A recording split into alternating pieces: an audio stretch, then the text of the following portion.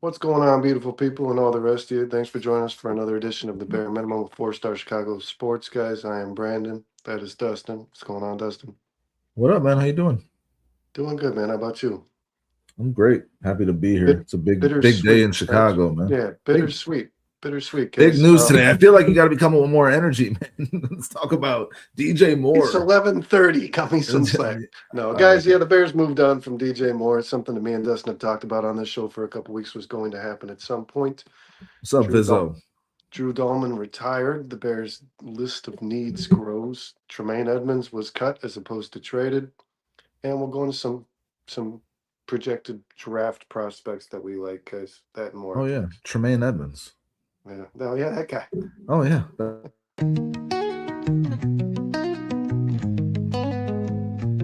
Windy City banners rocking 4 stars align. Dynasty dreams rise, Bulls in their prime. Cubs curse shattered, the victory divine. Fields be running, clock ticking on my timeline. Shot down heroes, legends never fade. Black Hawks flying, cutting ice with the blade. White Sox diamonds, the South Side parade. 4 stars shine bright, legacies they made. Mike with the crown, air rain, no dispute. Sweetness in the backfield, Walter in pursuit. Bear down Sunday's midfield, battles cute. Chicago. Thanks for joining us, guys, for another Bare Minimum. Burn the Okay. midnight oil, as Sean would say, guys. We are happy to be here with you. And unfortunately, on a sad but necessary day, right, Dustin? DJ Moore is being traded to the Buffalo Bills along with a 5th-round pick in return for his second. More than I thought the Bears might acquire The from him, to be honest 60th with pick. The yeah. 60th pick. Yeah, Yeah, no, this was a smart decision. Like you said, Dustin, a couple weeks ago, Ryan Poles dog. is in his bag. And this seemed all but necessary, guys. The cap was just too heavy on this team. They need money. They were hurting on money. They're one of the bottom teams in regards to caps and cap, and now they're moving up towards the Caps. top. Caps, Papa caps in here, and now they're moving up towards Poles the is top, popping guys. caps. So, Dustin, we've had some time to reminisce over the years. DJ Moore here, but more important, we've had some time to process this decision the Bears made, the trade, and Brandon, sorry. new chat member, right here, right off the bat. Already? Harry's STD, we appreciate you joining us. That was a stretch. Thanks for being here, man. Hit that like and subscribe, man. Hopefully you like the content. J2K, what's going on, brother? Dustin, let's start with the thing that's most important and the thing that we all want to talk about. DJ Moore. Brandon, a lot of people are like surprised, right? A lot of people are kind of shocked. DJ Moore, very well loved in the city of Chicago. There's so much to get into with this. Honestly, I feel like we could do this whole show around the dynamic of this. You and I are not surprised. We've been out here for a year telling people that this was going to happen, basically since they drafted Luther Burden, right? Yeah. And I mean, we were on here a few weeks ago saying this is an inevitability. And to me, you know, what it came down to, it was not a thing of like, I'm against DJ Moore or like, I think DJ Moore is not a good player. And for you too, we recognize that DJ Moore is a damn good player. We recognize that. But at the same time, the production that he's given you over these last couple of years at the salary that's coming up on this new contract, those two things were not matching up. And a second or third receiver in this Ben Johnson offense can't be compensated at the rate that DJ Moore was going to be compensated. He was going to cost you $49 million over the next 2 years, Brandon. We broke it down, 10% of the cap basically on this one player. So it wasn't DJ's fault and it wasn't Ryan Poles' fault. I don't think Poles wanted to move him.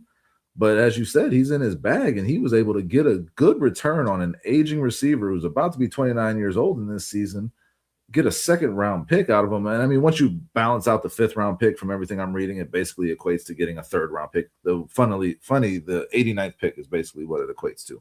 So, I mean, to get that kind of return on investment on a guy that just – it didn't match up with your team, really, right? It didn't match up. Your cap was in a very bad place, and DJ Moore was a big part of that. It just made sense that this would happen, and we saw this coming. So the first thing I want to touch on, Brandon, is the Poles aspect, because Poles knew he had to make some tough decisions, and this was going to be the toughest one. And the league knew that Poles needed to make this decision, and it was going to happen. So as you said, for Poles to pull a second round pick out of this, when people were saying fourth round pick, fifth round pick, if you're lucky, for a receiver making that much money, that's getting up there in age, for Poles to do that, I'm really fucking impressed by that. When everyone knows, like, you kind of need to do it just to get yourself in a decent cap space. It's something you have to do to get that kind of return. That was impressive by Ryan Poles, man. It really was. Yeah, something you like to read, man. When you're going to read the grades on these things, and you're listening to what the analysts and all the pros of the evaluators have to say about it, and they all say that basically the Bills got hosed. It's good to be on the end, the positive end of those things, man. And the big thing was, you might have acquired another player in this trade. You know what I mean? Like, we just got rid of enough money to pay somebody this Bears team is going to need in the future. And as we said a lot of times on the show, Dustin, and I think DJ Moore is a brilliant football player, but I do believe, it's like approaching it like in a fantasy perspective. You were wondering, is it DJ, is it Rome, is it Burden? Like, who do I own on this team? And they were really all somebody who didn't really like. The way I approached it with this Bears team is like, I don't want any of them. And it took an injury to Rome Odunze for DJ Moore to really establish himself as that guy they paid him to be. I mean, DJ Moore finished the season really strong, but it's because Rome Odunze wasn't available. So I don't see, like you said a couple weeks ago on this show, if Rome Odunze, Luther Burden, and DJ Moore are healthy, somebody's gonna lose some production. Somebody's gonna lose some snaps. Somebody's gonna lose some targets. Somebody's gonna lose some opportunity. It felt That was like already happening, and that was the biggest yes. point we made a few weeks ago when we really dove into this, And Brandon. it's not going to change. It's not going to change. You got Loveland coming up. You got Burden coming up. You got Roma Dunze, who you need to see. Right. And then you had the age, they're the youngest guys. You got rid of the oldest guy. DJ Moore is going to be 29 years old. So, like, the circumstances that led to DJ Moore having his lowest output of targets, receptions, yards, all of that in this past season, those weren't going away. If anything, it was going to get worse, right? So, like, this was the main thing in terms of reading those tea leaves. And I understand Bears fans are upset. And before we get into all of those aspects, Brandon, I just wanted to take a second to, like, appreciate DJ Moore and talk about this dynamic. Yes, you got the shirt on. I see that. Yeah, for sure. I mean, this was a game where Luther Burden wasn't playing. This was a game where Roma Dunze wasn't playing. DJ Moore stepped up big, and that was a moment we'll never forget, man. Huge moment in Chicago Bears history. And regardless of anything, this shirt will always mean something because of the way the season played out. And that's kind of what I want to get into first. Like, DJ Moore had a 3-year stint in Chicago, Brandon. With over 3,000 yards. It feels like 10. With over 3,000 yards? No, with over 2,000. What? Yeah, I'm looking at it right now. 1,364 plus 966. That's like what? 1,300. Yeah, close to about a little over 2,000. A little over 2,000 yards in those years. In his first year with the Bears, 1,364 yards, 8 touchdowns, averaged 14.2 yards per catch. 98 receptions last year for 966 yards, 9.9 yards per catch, six touchdowns. This year, it really dipped off in the Ben Johnson offense. 50 receptions, 682 yards, 3.6. His average went back up, which was good, and the 6 touchdowns. Wait, so he had 1,300, 906. He had over 3,000 yards, right? No, that's not how that math works. Man. But I mean, you can do it pretty quickly. I mean, what we were talking about, 2,000. Yeah, you're right. 2,000.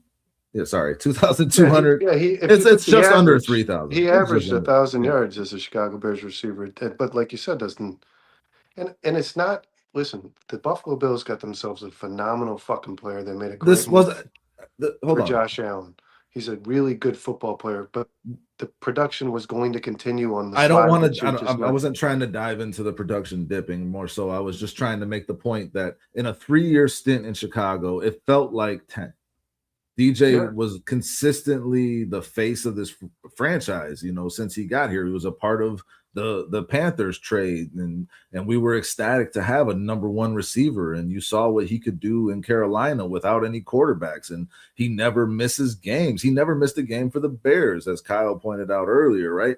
Like, he just always showed up. He was always a professional, and he did a lot in the community. He did a lot of outreach stuff. So like he endeared himself to Chicago Bears fans, but at the same time, 3 years is not a long time in the NFL, man. Like how long did Brandon Marshall play here? What, 6-7 years? Somewhere in that range, right? And was a much more productive receiver overall in that time frame. And it feels like this is like a harder breakup than that, doesn't it? Like, so I just wanted to, like, I'm just curious, like, why you think that is. Like, after just 3 years, I mean, he was a role model for this team, and I think in a lot of ways he always showed up. Ryan Poles pointed that out in his press conference. But I mean, is it that hard to stomach as a Bears fan, seeing him gone after 3 years, given the weapons you still have on this team? I think a lot of Bears fans just fell in love with the guy, man, more so than the player, because even when it was hard to get a Bears fan to admit that DJ Moore was kind of lacking in production last season, Dustin. Like, it was hard to if you had that conversation with somebody, you were probably going to be met with some combativeness. Is like, he didn't hit the numbers that a guy who's paid that much should be. But that wasn't his fault either, Brandon. No, but it wasn't. I just don't fall in love with these guys. I know the business. They come in, they come, they go. That's what it is. But spot on. And I mean, and Brandon Marshall was just kind of an asshole, but he was a fucking dominant asshole. I think Phil's making the point that needs to be made in regards to this. Is why I liked DJ the most, because of the games he had against the Green Bay Packers. Yes, exactly. Seemed like whenever the Bears needed somebody to have a moment, he did against Green Bay. And he would come out and publicly say, fuck Green Bay. Jeffrey? He clearly disliked Green Bay. He embraced the rivalry, and he seemed to step up the biggest in those games, right? Yeah. That was huge for Bears fans. Who put that in the chat? That was Phil. Yeah, good job, Phil. He's spot on. That's a great point. Yeah. I think that's what it comes down to, Brandon. I think, like, again, the fact that he was just an Iron Man, and the fact that he showed up in the biggest moments against your biggest rival, and he kind of set the tone last year for this team with Caleb. He was kind of that leader on this team as Caleb was transitioning into that. And that was a huge help, I thought, to this team. But the team went, 5-12. So like, it wasn't that great. The one thing that you can say about DJ, man, going right now and going forward is like, he had his best output when he was not competing for targets, right?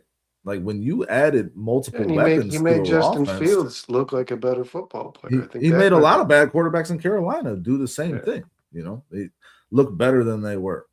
But I'm just kind of, it's interesting how much he is meant to Chicago fans. A lot of Bears fans are really invested in DJ Moore and really are upset and bothered they were upset and bothered just by talking about the fact that he was going to be traded.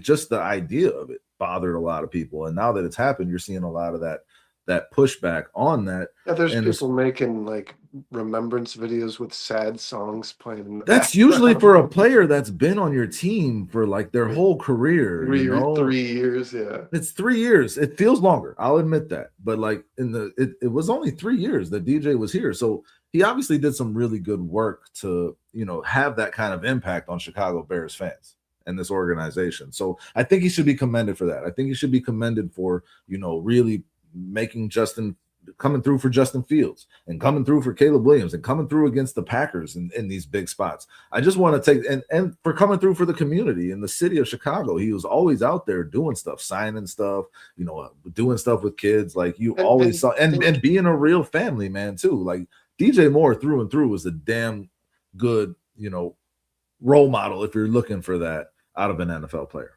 And he also, I find him to be a little different from the $100 million receiver in the NFL, man. He keeps his head down and gets to work. He's not the guy he doesn't like the media thing too much. I think the way he handled himself made a big fan out of him with the Chicago fan base. Yeah. I do want to go back. J2K said, did Poles overpay? Did Poles overpay DJ? Yes, 100% he did. See, I think at the time that DJ was paid, I thought it was a good contract because it made sense to do it. I'm not going to say the market actually dictated that DJ Moore get paid more than he did. But I would say it felt like a good contract for both sides at the time. I'll say this. Yes. In Buffalo, he's going to earn that money. So will that dictate whether or not Poles overpaid for him? When he's playing with Josh Allen and there's no other fucking targets on the field, this kid's gonna explode. He's a fantasy player. He's fantasy. He's gonna have 1,300 yards and 8 touchdowns. He's gonna go have himself a good season because he's a good fucking receiver. He is, and he's on the opposite end of a really good quarterback. And when he is your primary target, he's proven time and time again, Dustin, he earns that money. So Yeah, no, and I mean, even when he but wasn't making the biggest impact statistically this season, he was well, can I still say this? making an I impact don't on know the that team. I don't know that I don't know that Poles overpaid for DJ Moore. I think It if you knew in the future that you were going to pay this guy, draft Rome Odunze top 10 and draft Luther Burden, it didn't make any sense. The extent, if that was your approach moving forward, if you're Ryan Poles, like I'm going to just keep adding really, really quality talent to this group of receivers, what the extension, then becomes a little irrelevant, and yeah, but that's there's why no way to know that's that when that's what you no, and yeah. that's what made him. The contract is for sure what made him tradable. There's no question about it, J2K. The That is contract is what forced Poles to trade yes, him right yes. today. That's what forced. That's why we knew But it.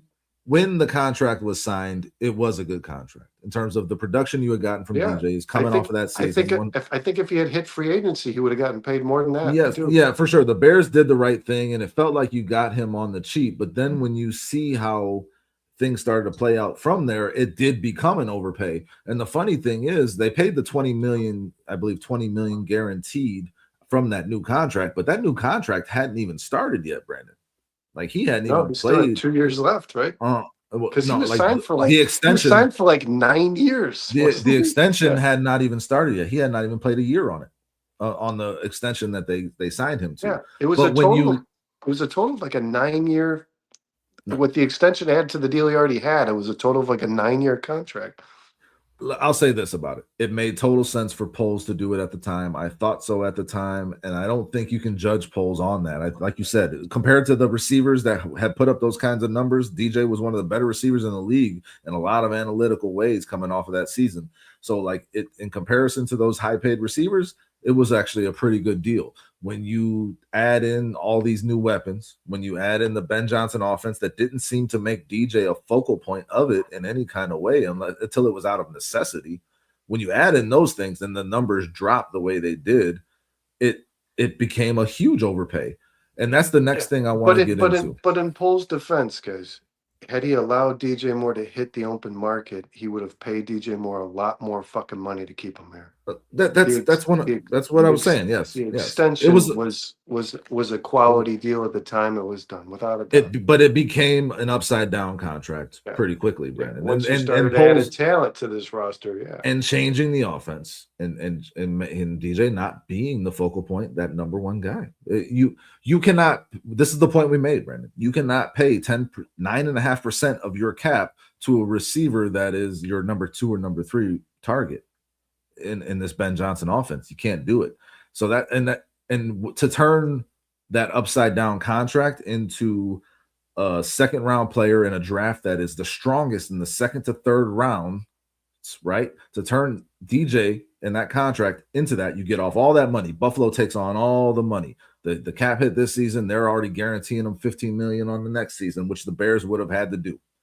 To turn that into a second round player that you're going to have on a controlled rookie contract for those 3 years is phenomenal. It's a phenomenal return. This should be a starting player that you draft in a strong class. If you feel like you're losing, it's a good point, J2K. If you feel like you're losing depth at this position, you can draft a receiver. This is a really strong class. You can still go get a guy that matters in that position, man. So yeah, 100%. They're going to draft a starter with that pick, Brandon, and it's going to be on a controlled cost. Yeah. And we said, man, even trading DJ for a 5th round pick and getting off that cap, it was worth it. It was beneficial for this team. So back to that point, Poles turning what that was into what it now is it was a huge win. And like you said, all the people that are grading these trades are giving the Bears an A and they're giving the Bills a C to a B- type of thing. It's not like the Bills the Bills seem to be on the wrong end of it in the eyes of a lot of people who do this. And you're not just getting probably a starting player in your draft with the pick that you acquired. you might be able to pay a starting player in free agency on this football team because of the money. So you might have just acquired 2 starting players by getting rid of the money that DJ Moore is making and No, DJ you Moore also. 100% did. He Yeah. created the flexibility with the cap, and then you get So you that turned pick. one guy into 2 guys is what I'm looking. That's, I mean, At least. Poles is doing.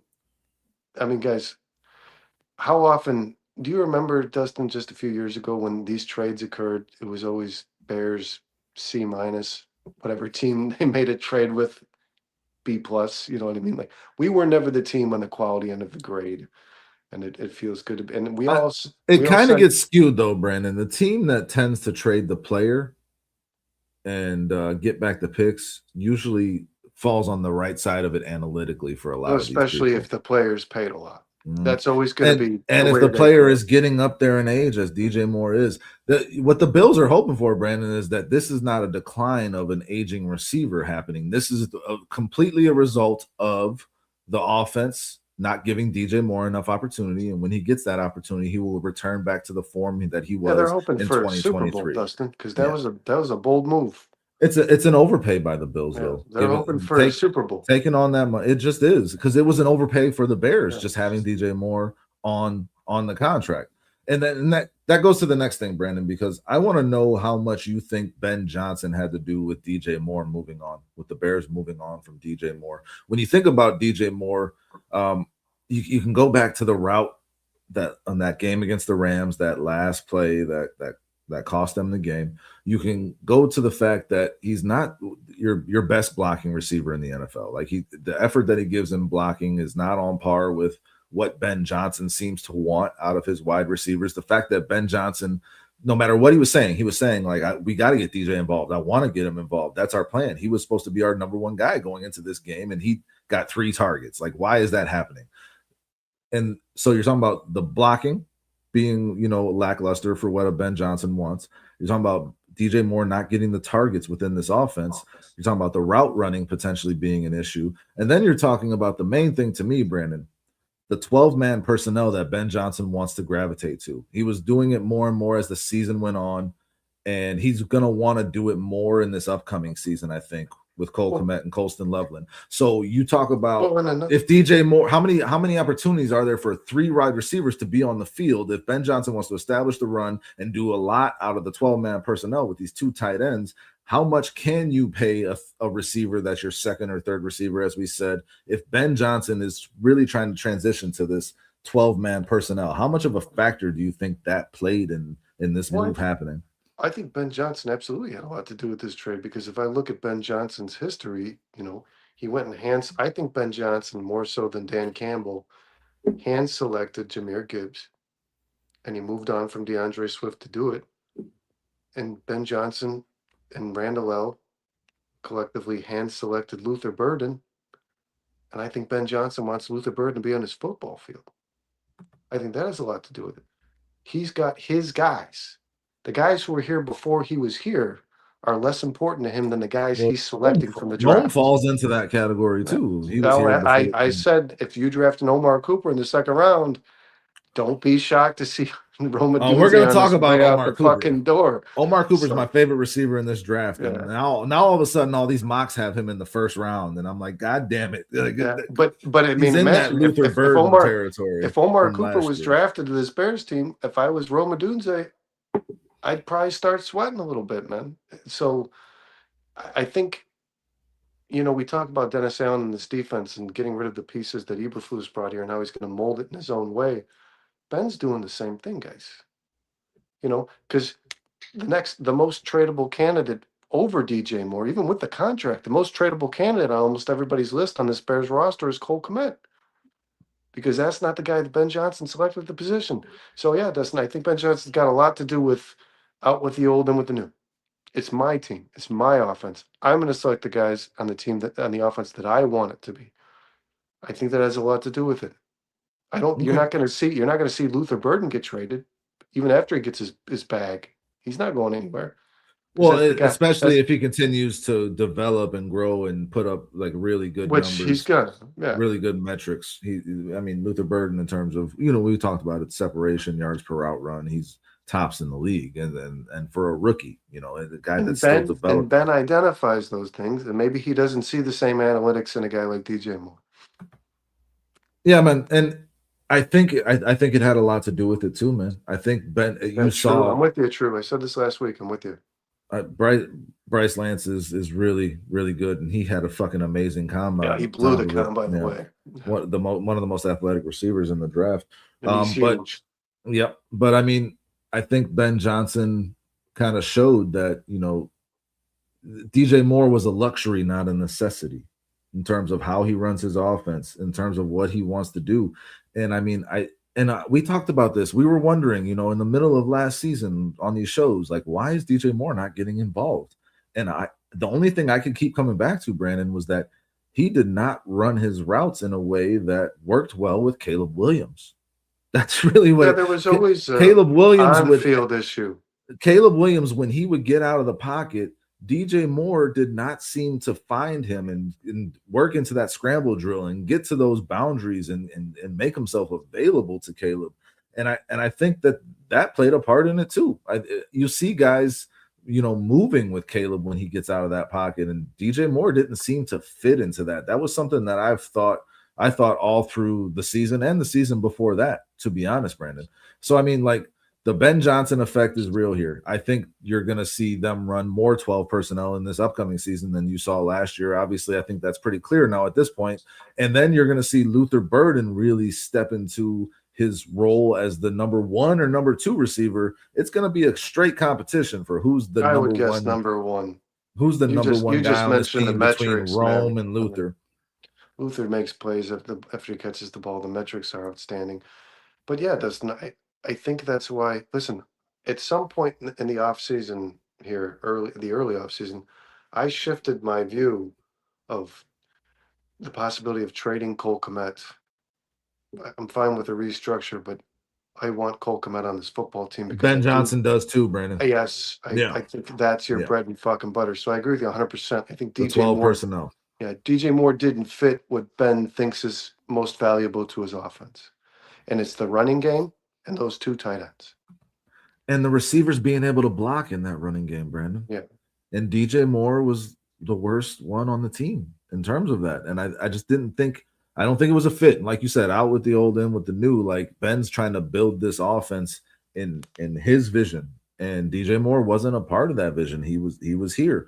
And the fact that he was paid what he was paid made him very expendable. That's just really what it came down to, right?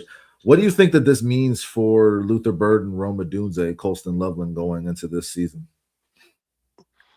I think it means progress, man. Listen, I like Rome. I'm not one of the guys who's out there advocating for moving on from Rome. He's the bust. He's the guy that didn't live up to the 9th. He's a 9th pick, and he's not playing like it. I like Rome, but Luther Burden in the first part of the season until he got hurt. He was. Luther is just a different animal. Very different. You're about to see. I mean, it's Thunder. Like, I think Rome is a guy you can rely on, but Luther's a guy who's going to create for you. And I think Luther Burden's about to spread his wings here, man. And I think it required DJ Moore not being on this football team, I'll be honest. To open up that opportunity for Burden. And to take away those targets that were going there. Yeah. He's your number 1. Colston Loveland's your number 1. And yes, Jedediah, the Cole Kmet thing has become really important to me, guys.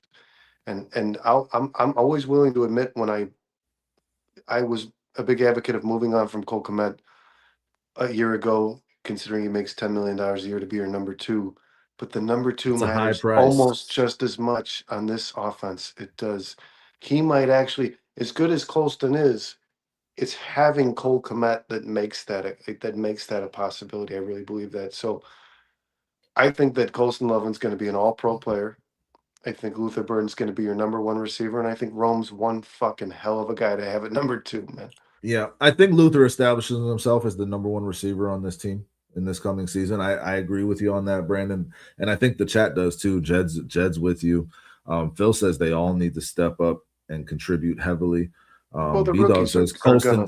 The rookies were rookies. You know, Yeah, Luther they're and Col- only now they're gonna get a full off. And remember that Colston Loveland and Luther Burden was guys are dealing with kids. injuries. Well, Yeah. and also they were dealing with injuries, Brandon, all Yeah, throughout leading the into the entire season. offseason Yeah. process, all throughout it, leading in all the rookie OTA, everything. They were just dealing with injuries that entire time, all the way into the preseason. So this is going to Rome's the be a guy who needs to major step up. jump for both of them. And I think Rome will, man. And I think that Ben Johnson rightfully feels confident that he can still run his offense the way he wants to with Rome and Luther, and that one of them will step up into that number one role, and then Colston Loveland is going to be the best tight end in the NFL. The fact that these guys became what they have become so quickly made this trade very, very plausible in Ben Johnson and Ryan Poles' mind, on top of the money thing. And Yeah, I think that a lot of Bears fans have expressed this concern that we don't have a number one receiver. DJ Moore, if we trade him, we have these unproven guys that haven't stepped up. I've heard that a lot leading into this, Brandon. And yeah, me too. I never understood that argument because we saw what Luther did in the limited role he had throughout most of that season and how he was stepping up. You saw what Rome did at the start of that season until he started dealing with the injuries. And these guys are both young and they're only going to get better. And your quarterback's going to get better at getting them the ball too. And Colston Loveland is fucking Colston Loveland. So I don't have those concerns that other Bears fans had. I haven't had them throughout this entire process, Brandon. And a lot of people, and rightfully so, me and Kyle talked about it on Monday's show, you know, if you suffer an injury to Rome or Luther without DJ, you know, it leaves you a little less strong at this position. But I do want to say this. I also don't want to sleep on Jade Walker, man. I think that kid is a kid that deserves, he's done nothing but earn opportunity. Well, that's a great question, Brandon. That's a great question. Here saying that this guy's the next, you know, future star in the NFL, but I think to play in a role where he's possibly your number two. Well, let's talk about it, because True says right here, God forbid one of them gets injured, though. That's a great question, Brandon. If Jade Walker, say the Bears have made this trade, and you just said, well, if they draft Omar Cooper, what if they don't draft a receiver? What if they re-sign OZ and they got Jade as their number 3 guy? Are you comfortable with that, or do you think they need to add more? Are you comfortable with Jade being your number 3 and OZ being your 4th guy in that receiver room? With no bias, Dustin, because I didn't know who the fuck Jade Walker was, and when he didn't play up until the end of the season, I didn't give a shit. I think this kid, at every opportunity he's been presented, has really he showed he's got the ability, Brandon. Like more than shown. Like he earned a roster spot as an undrafted free agent. They had to cut a running back in order for him to do that. Then when he played on the field on a big stage, Dustin, a big stage, he caught a touchdown to tie the game with the minutes, like very few minutes left in the game. I mean, I think this kid, you know, the preseason he had game-winning touchdown catches. This kid is ready for the moment, and if one of these guys, God forbid, were to suffer an injury, I like Jade Walker as an option as number 2. And listen, your number 2 receiver is really your number 3 option, right? Because Colston Loveland's the guy. I mean, he's the guy. And then you throw in Cole Kmet too. Yeah, as we said, they're going to have both of them on the field. Can Jade? Yeah. So let's add Cole Kmet. Can Jade be your number 4 option? Your number 2 receiver. Well, we're just talking about receivers. We're just talking about the receiver room. Obviously, there are other. You got DeAndre Swift out of the backfield too. Yeah, I'm okay. You have a lot of options in this offense. Listen, personally, I want Walker to get more opportunities. So I guess that says enough, right? So you would be comfortable even with Rome and Luther on the field. I want Jade Walker to play some minutes on this. So the Bears not spending any money in free agency on a guy like Rashid Shaheed, who I think could really help any offense in terms of taking the top off of defense, or the Bears not drafting a receiver in the 3rd round like one of these guys, or an Omar Cooper if he falls in the 2nd round. Like the Bears not doing that and just rolling with Jade Walker and doing a cheap like wide receiver, whether it's re-signing OZ or signing. You're okay with that? Yeah, because what is this kid? 6'4"? Jade, yeah. We don't have a player like that. Walker is the only guy that provides that on this football team. But between DJ Moore, Luther Burden, and Rome Odunze, you don't have that dude, that outside guy, that big guy. Well, Rome's big enough, man. He's a good 6'3", but yeah. I think Jade provides something that these guys don't. I do. When he went and got that ball that I thought Caleb overthrew, in the corner of the end zone against the Packers. I mean, I said this on the show at that week. I don't know that that ball is caught if it's any other player on the team. Maybe a tight end, maybe, but like if it's Ruther, Rome, or DJ on that throw that he throws to Walker on that pass, I don't know if that ball's even caught. I like this Okay. kid, man. I think he Listen, I provides. think the chat's with you. They all seem to like Jade. True says you're preaching to the choir. It's tough to I earn a love roster Jade. spot as an undrafted free agent, guys. That's a very tough thing to do. It's very Yep. tough. You have to. The J2K was coach has to J2K see is high something. on him. So I mean, like, I think a lot of us would be okay with this Bears receipt. Maybe you make one signing or you draft a guy in the fifth round, something like that. Well, you just traded your 5th round pick, so you Or don't even you have or you that. draft or you get You draft a another guy in the undrafted 4th free round. agent. I think Yeah, Randall can I don't. identify talent. I would feel pretty comfortable with that, considering, like you said, it's Colston Loveland, Cole Kmet. You still got DeAndre Swift. You still have a litany of weapons that you can utilize if you're Ben Johnson and Caleb Williams. I think we were hurting in other spots, and we didn't have flexibility to address those spots. We were over rich in this one spot in the receiver room, and you were overpaying a guy. It just made total sense that this would happen. What it comes down to again for me is the return that they got makes this a really good trade for the Chicago Bears, Yes. because you needed to get off of that cap regardless. A restructure, I don't think it was gonna work. I know a lot of people wanted that, but it's getting clean off the books with this money, and now you're at what we just said 30. We talked about it before the show. 32 million in cap space after being the negative 6 to start this offseason. You're Yeah, at and I 32 think million in cap space. Now you can do some things and you can add some pieces and you can get real creative and real flexible. And I think Poles is got a lot of moves to make still. and I preached this last off season, man, and I think a lot of Bears fans were hesitant to embrace it, and I don't blame them because we hadn't yet seen the results of the coaching staff that Ben Johnson put in place here. But I gotta say this, guys, because I'm hearing a lot of stuff about the Bajan. Like, how can you afford to lose a competent backup QB with Bajan? You got to have a little more faith in the development here. Ben Johnson made Bajent attractive. Yes, and Randall L made Jameson Williams the player that he is today, because that guy was a fucking head case when he came to the NFL. He was suspended twice in his rookie season. I mean, this coaching staff has the ability to develop young talent. So if Jade Walker can be a better player than he is today, these fucking guys are going to do that. There's no Yep. doubt about it. And if Yep. you draft a guy with a 6th round pick in this draft, a receiver, they're going to make him the number 4 option. They're going to make him good enough to play when he's required to. And That's what these guys are going to do. We all know there are massive needs on this defense right now. And we haven't even touched on the fact that Drew Dalman retired out of fucking nowhere. And now you need a center on top of a left tackle. Not going and spending money on a receiver, I'm totally fine with that. Not going and spending draft capital on a receiver, I'm totally fine with that. I feel fucking great about Luther Burden, Roma Dunze, and the 2 tight ends that you have here, to where you can have a great passing offense with what you have, and then throw in Jade Walker. And if you re-sign OZ, or if you sign another guy on like a minimum contract, I'm okay with that, because like you said, this coaching staff has shown that they can develop players. This coaching staff has shown that they're going to get the most out of And they players. can identify it. And they can identify what their strengths are too, Brandon, and really utilize them in those and then just specific roles. with Luther Burden and Kyle Monanga and Colston Loveland, it seems pretty apparent to me, guys, that if Ben Johnson selects somebody on the offensive side of the football, he fits. Ben knows what the fuck he needs. He knows what he wants. V-Dog is saying 44 million. The last number I looked at was 32.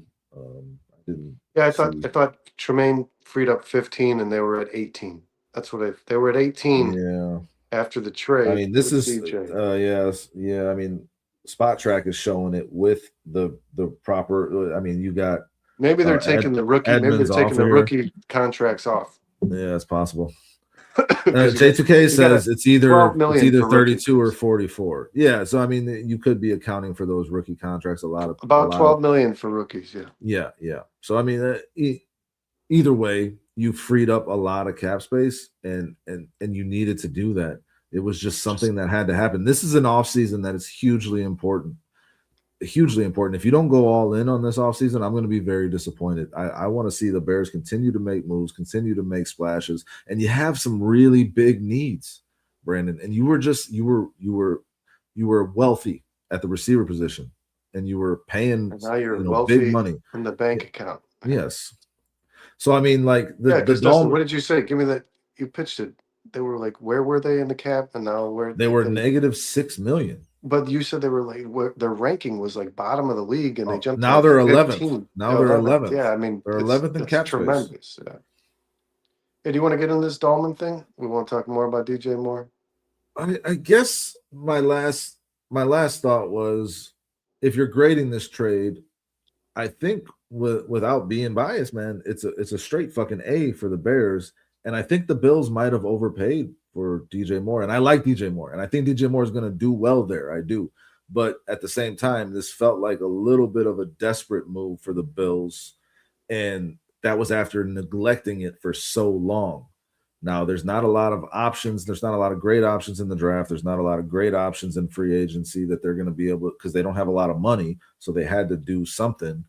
And this DJ Moore thing makes sense for them, but at the same time, they took on all the money, and they're already guaranteeing them $15 million in 27. So yeah, the Bills didn't get a bad grade for acquiring DJ Moore. They got a bad grade for taking out a whole lot of taking on the money. So, and that's why the Bears get a great grade, because they got off of that money somehow, which no one expected. So I'm just curious, I guess, how do you think this plays out for the Bills from their perspective? Do you think that this pays off for them in a big way? Yeah, I think Josh Allen's going to thrive, and I think it says it's not the rookie contracts. It's been far too long for Josh Allen. I mean, this guy needs some talent. What's up, Charles?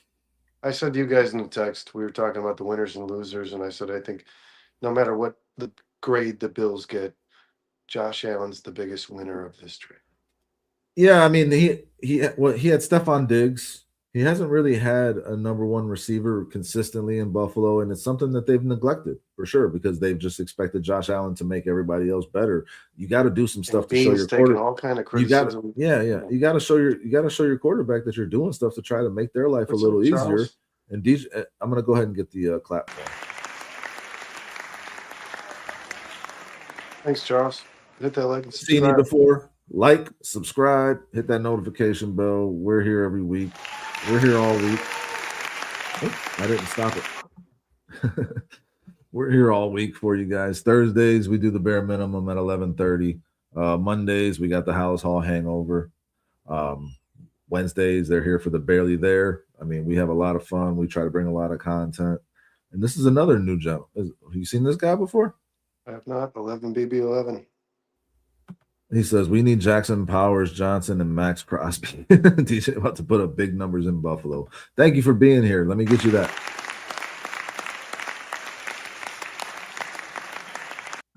We love all of the members of the chat. We love new members of the chat. We want to know what y'all want to talk about. Throw it out there. We'll talk about it. This DJ Moore thing is obviously the biggest news, Brandon, and I think it's going to work out well for the Bills too. I think both teams got what they needed. I do think the Bills overpaid, and I do think that contract will eventually bite them in the ass. Second round pick, man. When we were waiting to hear about that, I was upset thinking it was going to be a third. I was thinking like a 2026 third and a 2027 sixth, something along those lines.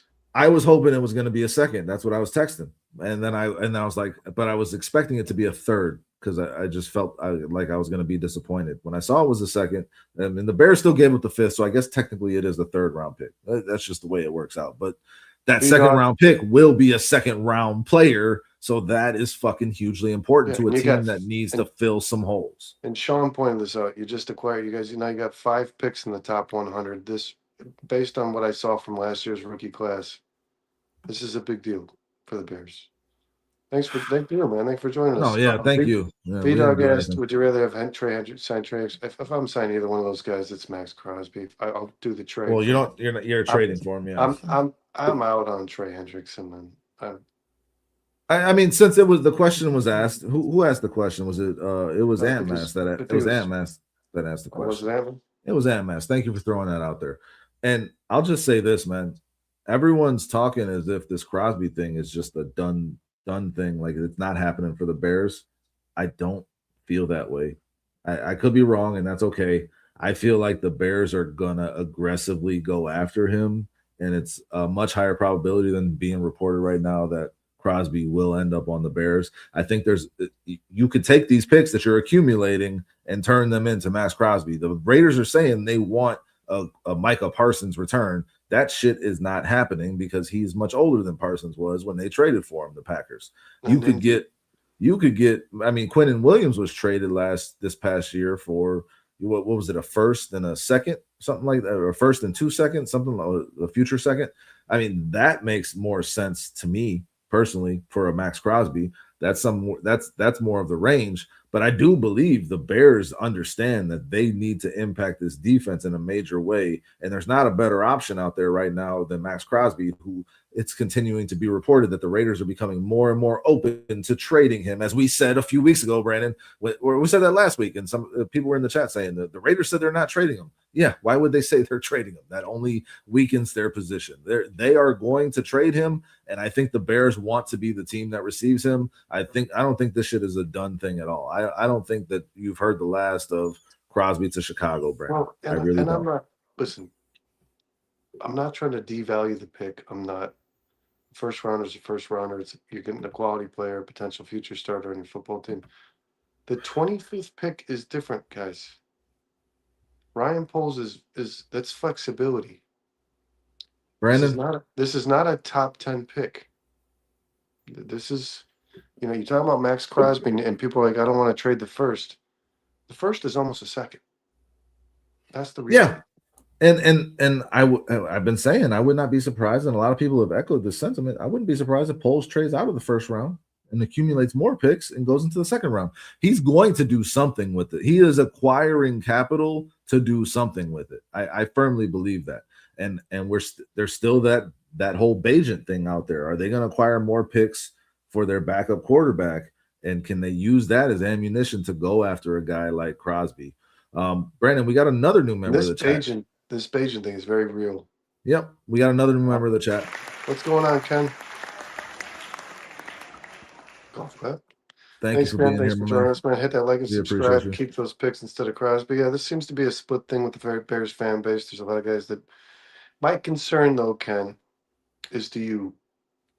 Yeah, he wants to keep the picks. You're taking the best player available in the draft. If you're going to retain your first round pick, let's say it's a defensive tackle. Let's say it's a left tackle. Ken, let's say it's a left tackle, 25th. I'd do it. I would not be upset. That's what I'm saying. Let's say Ben, of course. No, let's say if Ben thinks it's a left tackle, it's a fucking left tackle. If that's the best guy on his board, that's who's there. Do you think, taking maybe a second round pick at the edge position, how much have you improved? Are we gonna be watching the Bears next year in 2026 and thinking the same shit? Are you gonna get halfway through next season, Ken, and think, God, a Max Crosby really wouldn't fucking hurt? It wouldn't hurt because we just did this. We just did this past offseason. Yeah. Myles Garrett. Why would we give up all those picks? Yeah. We're so far away from competing. What Myles Garrett's not going to make a difference on the Chicago Bears team. Now envision the season Myles Garrett just had, the season the Chicago Bears just had. Plant Myles Garrett on Chicago. Yeah. Again, it wasn't going to happen. But a lot of Bears fans were just Bears fans were just straight up. I will keep the picks. I don't want to go for Myles Garrett. We're not ready for that. You were wrong. You were wrong. If Myles Garrett was on this defense, it completely changes the defense. And this Bears team might have been playing in the NFC Championship with Myles Garrett on this team. And Max Crosby is not Myles Garrett. I understand that. And he's not going to command the return that a Myles Garrett would command. But you still would have to give up a good amount of picks and some valuable picks to get Max Crosby because he is a game-changing defensive end. And you cannot account for how good that can make your defense, how much that can change your defense. And you just can't. And we say this a lot. Kyle talked about it on Monday. He's proven, guys. He's proven. That's my point. Thank you, Ken. Let's say you take an edge in the second, right? Let's say you take an edge in the second. Dude, how long do they take to develop? Right? Is this a project? He's not the guy that makes the difference. And No. you're the same team you were last year when it comes to getting after the quarterback. It's a problem. And stopping the run, because Max Crosby is one of the best run-stopping He's the defensive best. ends I didn't in even know football. this. This guy's the best run-stopping defense. He's the best edge-setting defensive end in the NFL. He has the most tackles for He's the loss. complete package. Yeah, he has the most tackles for loss, guys, over his career in the NFL. The most. So, Myles Garrett. You can compare the sack numbers to Max Crosby and Myles Garrett, and he's going to lose every time. He has the most tackles for loss in the NFL since he's been acquired and since he was drafted by the Raiders. So, that's a big fucking deal. It is, man. And Amas has gone to this a couple times asking what the biggest needs are. And he says, so left tackle, defensive end, and center, the first 4 picks. I don't think you box yourself in like that in a draft. I don't think you're going to draft a center, MS. Well, rookie centers don't. I don't think you pigeonhole yourself like that either. You take the best player available. Nobody expected the Bears to have Luther Burden available to him in the 2nd round last year. But when he's there, you have to take him. You got to be flexible and open to a lot of possibilities going into the draft. Those are probably the biggest 4 needs. I don't know if I'd put them in that order, but I would not box myself into having to do a certain thing in this round and then that round and going into the draft. You want to make sure you're open to what happens with the board. You heard it on this show, okay? MS, this is just I don't think it's a very bold prediction, but center and linebacker are your free agent needs. That's what I believe. You don't want a rookie center starting in front of Caleb Williams. And no, you don't. This linebacking class, free agent class, is strong. If I'm Ryan Poles and I'm looking to spend the money I just freed on cap, I'm looking at free agency. I'm looking at center and I'm looking at linebacker. When it comes to the draft, I'm looking at my defensive line and my left tackle position. And safety, Brandon. And safety. We haven't even talked about that yet. It's a strong class, too. And Ken makes this point right here. He says, yeah, I get it. A great pass rush makes the secondary better. It makes everyone better. Yeah, 100%. He's everyone across the line. The linebacker's better. It makes everybody better. But he says, I'm just worried about money with Caleb's contract coming up. I like the idea of building through the draft with a young offense. But not from that same perspective, you could say with those contracts coming up, it's not just Caleb. It's Darnell Wright. It's Roma Dunze. If he continues to blossom and grow into what you drafted him to be, there's other guys whose money's going to come up as well. So now is the time. From that perspective, now is the time to go all in for a guy like Max Crosby. And Ken, when I'm reading and have that, Brandon, you understand what I'm saying? Have that money on the books. You got to win now. Caleb's on a rookie deal. You got to win now. Get in front of it to where when Max Crosby is getting out of that contract, that's when you are then loading up to sign your young guys. That's the way I would look at it. And that's the way I think the Bears need to be looking at it. From what I've read, is the Bears' intention would be to restructure Max Crosby as well.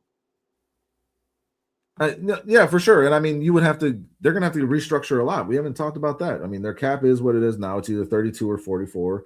But they've both been thrown out. I guess nothing conclusive yet on that. But you still got other guys on this roster right now that you can and probably should restructure, like Jalen Johnson, Joe Tooney, Cole Kmet, and you can clear up more space that way. But I mean, I think you spend the money now before you get into those contracts. That's what I think. I think this is the go all in. These next 2 seasons are the go all in seasons to me. V-Dog. Brandon, it's another new member of the chat. What's going on, Rod? This is we're killing it tonight with the new members of the chat. I think it's the number. Rod, we appreciate you joining us. Hit that like and subscribe. We'll get to this comment in a sec. I do want to address V-Dog said something to me.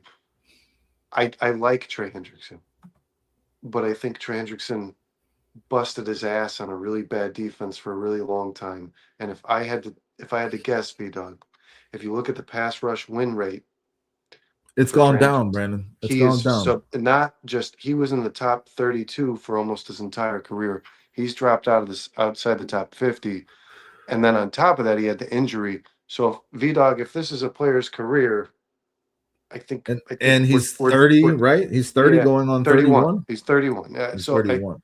So I think you're on the midway through the decline with Trey. Yeah, and investing 22 million, 25 million in that guy is it could end up being a tough pill to swallow.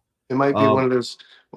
How can we trade this contract kind of guys at some point, man? Listen, the chat's giving us a lot of good shit to work with, so we appreciate it. Keep that shit coming. But we do want to touch on the fact that just our thoughts on the Drew Dalman thing. I mean, the barely there guys, Sean, Kyle, Jay, went into it a lot yesterday, and they did that very well. If you didn't watch that And they show, he did release a statement about why he retired. Go No, back and check that out. An inside reporter did release why Drew Dalman retired. So you can get into that in just a second, Brandon. I just want to know, from your perspective, how are you feeling about that? Like, we went into this offseason thinking our offensive line is pretty well set. The injury to Ozzie really fucked things up, obviously, and now left tackle becomes a priority when you really didn't want it to be. And then out of nowhere, Drew Dalman informs the Bears that he's going to retire at the age of 27 after they just signed him to a big deal last year. How do you feel about that from Dalman's perspective? I think this is detrimental, man. I think this really, really, really hurts the Bears, guys. This isn't just the position that plays. Dalman wasn't just a strong player in regards to blocking. He's the voice on the line. This sucks. Caleb clearly had a really, really, really high regard for Drew Dalman. He's posted a bunch of stuff with teardrop emojis. He posted the Hulk with the teardrop emoji. And Dalman, I mean, that's the centerpiece. What sucks, man, is the center has been so bad here for so long. And I was thinking about that too. Like, you had Cody Whitehair since Olin Kreutz. That's Shelton, and I believe really been it. I believe personally, guys, that Dalman could have been an all-pro player. He didn't make the cut. I think that he was right there. I think he was on the cusp. I thought, and I said this time and time again, Dustin, towards the end of the season, you could have made a case that Drew Dalman was as good as any player on this Bears team. I mean, he was as important as anyone besides handling people. Yeah. He had gone like 3 games in a row with, like, I think a half a sack and very few pressures. He was an anchor on this offensive line. And again, this position isn't a guy. It's not a position that you just plug somebody in. We saw the result of that for the last decade. This needs to be a good football player. Yeah, treating it like it doesn't matter and where that gets you.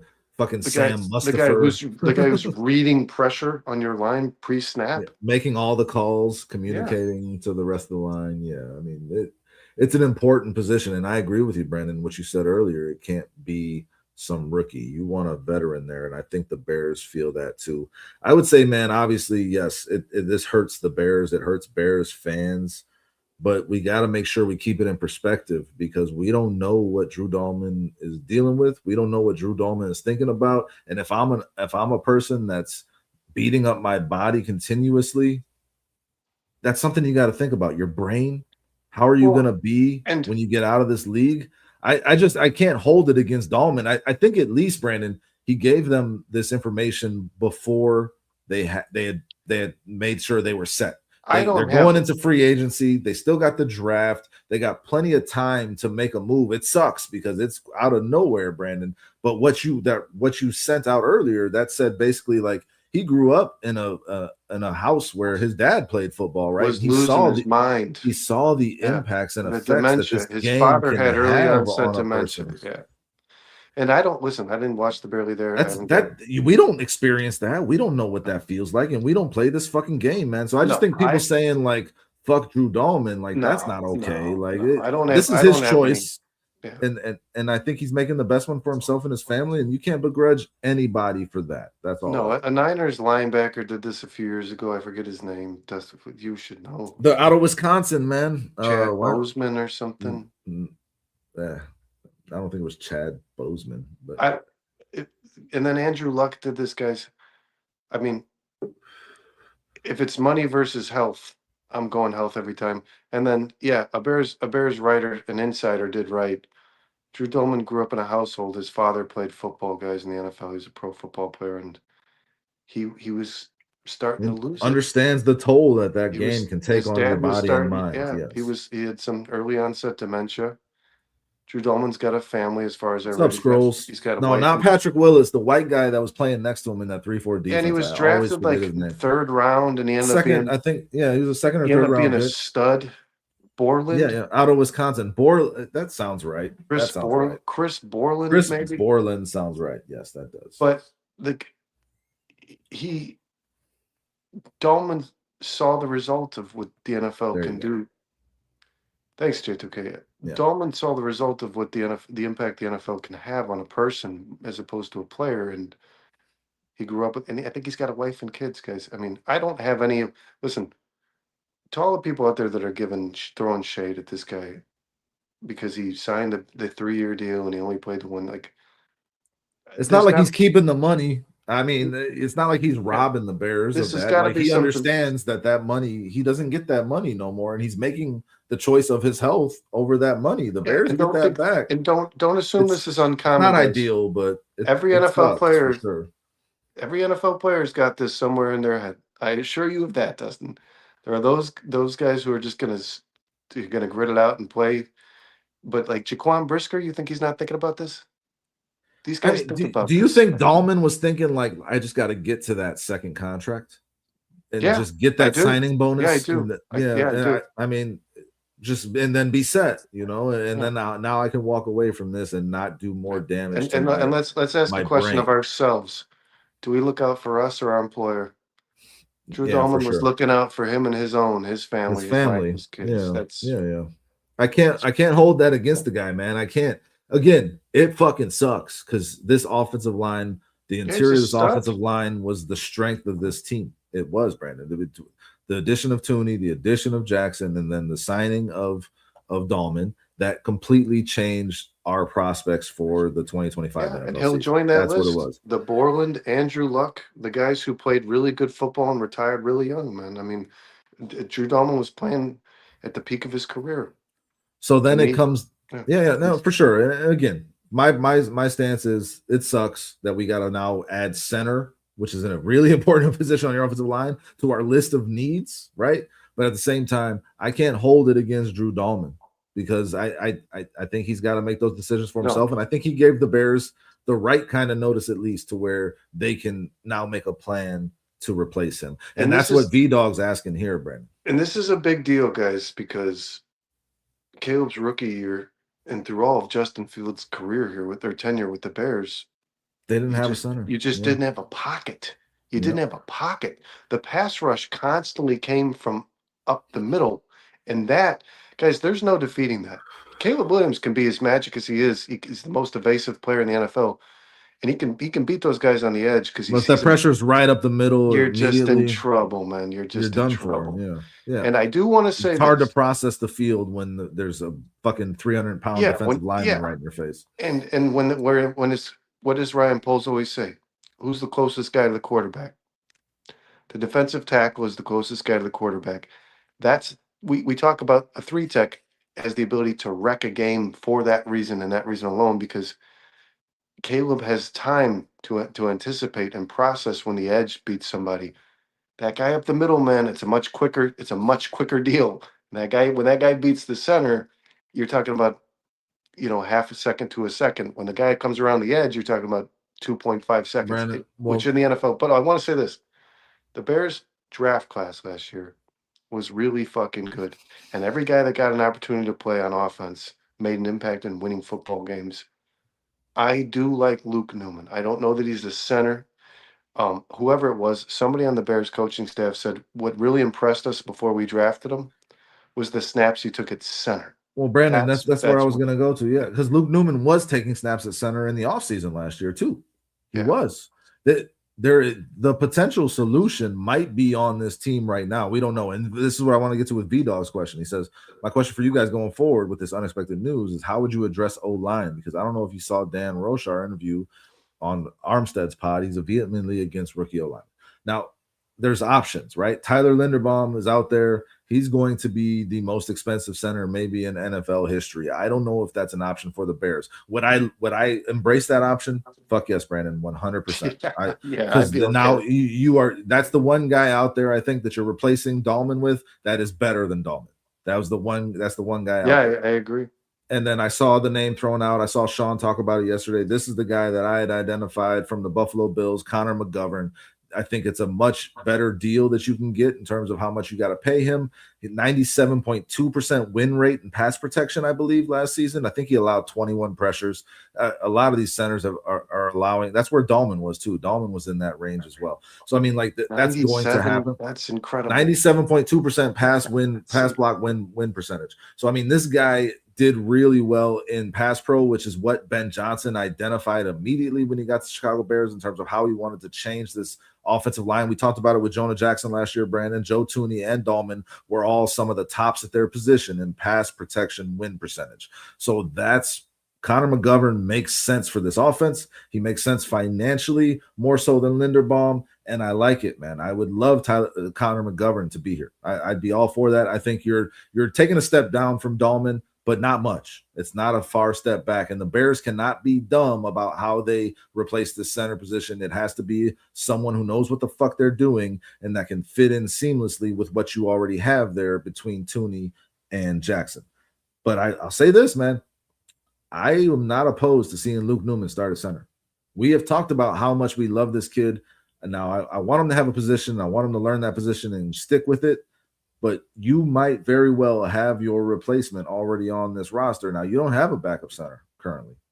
Luke Newman could be that guy, Brandon, and I don't know that I would be upset about it. I think this kid's got a lot of fucking ugly and mean in him, and I think he can set a tone for an offensive line. He's going to take some time to grow. He is young, and he obviously hasn't played the position enough. Yeah, there will be ups. There will be a big transition, but I wouldn't be completely uncomfortable with that. Well, we've projected Luke Newman on the bare minimum here, Dustin, as a starter, a future starter player since the day he was drafted. But we were talking about at guard, Brandon. Yeah, we were talking about at guard. The position, so but I do want to say this, guys. The three players that impressed me the most in the preseason last year were Tyson Bagent, Jade Walker, and the guy that I just kept posting about. I was posting on social media after every preseason game. Yeah. When you go back and watch the All 22, Luke Newman was just destroying whoever. That's a good point, Ken. He was destroying whoever was across from him. Do you remember this, Dustin, in the preseason? And yes, he was playing in against second and third units. Well, actually, he started. He started a game because they did not put Joe Tooney in the preseason. He was actually starting at guard, but he was just obliterating whoever was. I was so impressed by this kid, and I do believe, guys, that Big Ten offensive linemen, especially at the guard position, that's the style of football they play. NFL football, right, Dustin? You play in the Big Ten, you play in that conference at that position, you're playing NFL football. That is a run the fucking ball conference. Hi, Steve. He was playing this Michigan State, Ohio State, Michigan, Illinois. These guys run the ball. So Luke Newman's been playing at an NFL level for longer than he's been on the Bears. And if you go back, guys, I don't know if you can still find this, if you've got to record it on your TVs. If you go back and watch those preseason games and you watch the quality snaps, the timeshare that Luke Newman received in replacing Joe Tooney. Luke Newman's a fucking stud, dude. He was really impressive. He was really fucking impressive. I would be okay. I would be okay with it, Brandon. As you said, there's gonna be some growing pains with him making a transition to a position that he hasn't played really. And he's not gonna read the pressure the same. But a big reason that the Bears drafted him was because of his versatility to be able to move all along that interior and the fact that he could take snaps at center. Right, and that they liked his build for it. He's very athletic. You, Dustin, were saying when Ryan Bates, when they released the 53, when they released the depth chart, you remember this? They had Ryan Bates as the backup center, and me and you were saying from the get, Luke Newman should be your backup center. I don't give a fuck Ryan Bates. Luke Newman, I don't care if Luke Newman's never taken a snap at that position. He's better than Ryan Bates simply because he can block the guy across from him. So I do believe that the reading the defense, the being the voice, the communicator, to reading that the would pressure, be the toughest part. And but physically, he's a lot of people keep saying something that I really want to lean on this, guys, again, like I did all last offseason. The development, these guys can make Dan Rocher is going to make Luke Newman the best. I guarantee you this. No matter how good his ceiling is, he's going to reach it. Right, Dustin? Yeah, it's always weird when you start switching positions. I just think Luke Newman is capable of it. Now, there's a couple of things. I mean, first thing, B Dog, I think Luke Newman is a little different than this. It's not a rookie center. He played a full season with Dan Roshar And he already, started at guard and in the NFL Roshar during the knows season. what he can do, right? So I mean, he'll know if he can make that transition. If Roshar says he can't do it, the Bears aren't going to do it. They're going to go another way. I'm just saying, don't rule it out as a possibility. The other thing, J2K threw out Linderbaum and Proctor. He said, sign Linderbaum and draft Caden Proctor out of Alabama. Your run game would be unstoppable. Foster really loves that. I'll just say this. That means you're spending $25 million a year on Linderbaum and you're spending the 25th pick on Caden Proctor. I mean, now your offensive line should probably be set. I'd prefer Monroe Freeling personally over Caden Proctor. He seems to have played himself into the fucking top 10 out of this at this point. Gonna fall to 25. Proctor might be gone to the Lions at 17. Yeah, I mean, listen, there's Ian Core out of Arizona State. I like that guy, very athletic tackle. And then there's the Samoan guy. I mean, there's a couple of them, but I mean, Lomu, Fano, Buagua. Yeah, there's a lot of them. But I mean, like, you're investing a lot of capital in that, and you still haven't even touched your defense yet. Yeah, so Dustin, I want to address something real quick. Sorry. That's what I would think about a little bit with that. Guys. Yeah, I like him a lot, Ken. A guy I think he might be a sneaky steal at the left tackle spot. Very athletic. A guy who played like on the field during the NFL season, like Luke Newman did when Joe Tooney suffered an injury right there. I think they just there was a game where Joe Tooney just didn't. I don't know if he was actually all that injured. He just didn't play, but. And then Jonah Jackson came out for a couple of drives, and Luke Newman he didn't play center, but he was plugged in that guard spot. That's not a rookie, guys. That's not a rookie. No, he hasn't played like a rookie since he got here. You play in the NFL for even a game, and you understand the speed this game is played at. I mean, Luke Newman not just the not speed, a rookie player anymore. The mentality, the attitude that Newman plays with, I'm gonna kick your fucking ass mentality. Yeah, that's I'm gonna block you well beyond the line and the whistle. Yeah, that's hugely. For sure. Luke Newman has an edge to him that. And there was a play I shared with you guys during the preseason. This is what I meant, guys. There was a play in the preseason where he blocked a player like almost 15 yards, and he didn't even have to. I think the play was blown dead. And he just kept going back. I mean, this guy, like Dustin, like you said, the attitude is there. This guy does not want to fucking lose from the guy across from him. And he was the kind of guy that's willing to instigate something after the play is over. He plays past the whistle for sure. I love Luke Newman. And I'll just say, if that's what they choose to do, I'll trust this coaching staff, and I trust the ability of Luke Newman. My ideal replacement for Dalman would be McGovern. True Pilgrim threw out that he thinks McGovern is better than Dalman.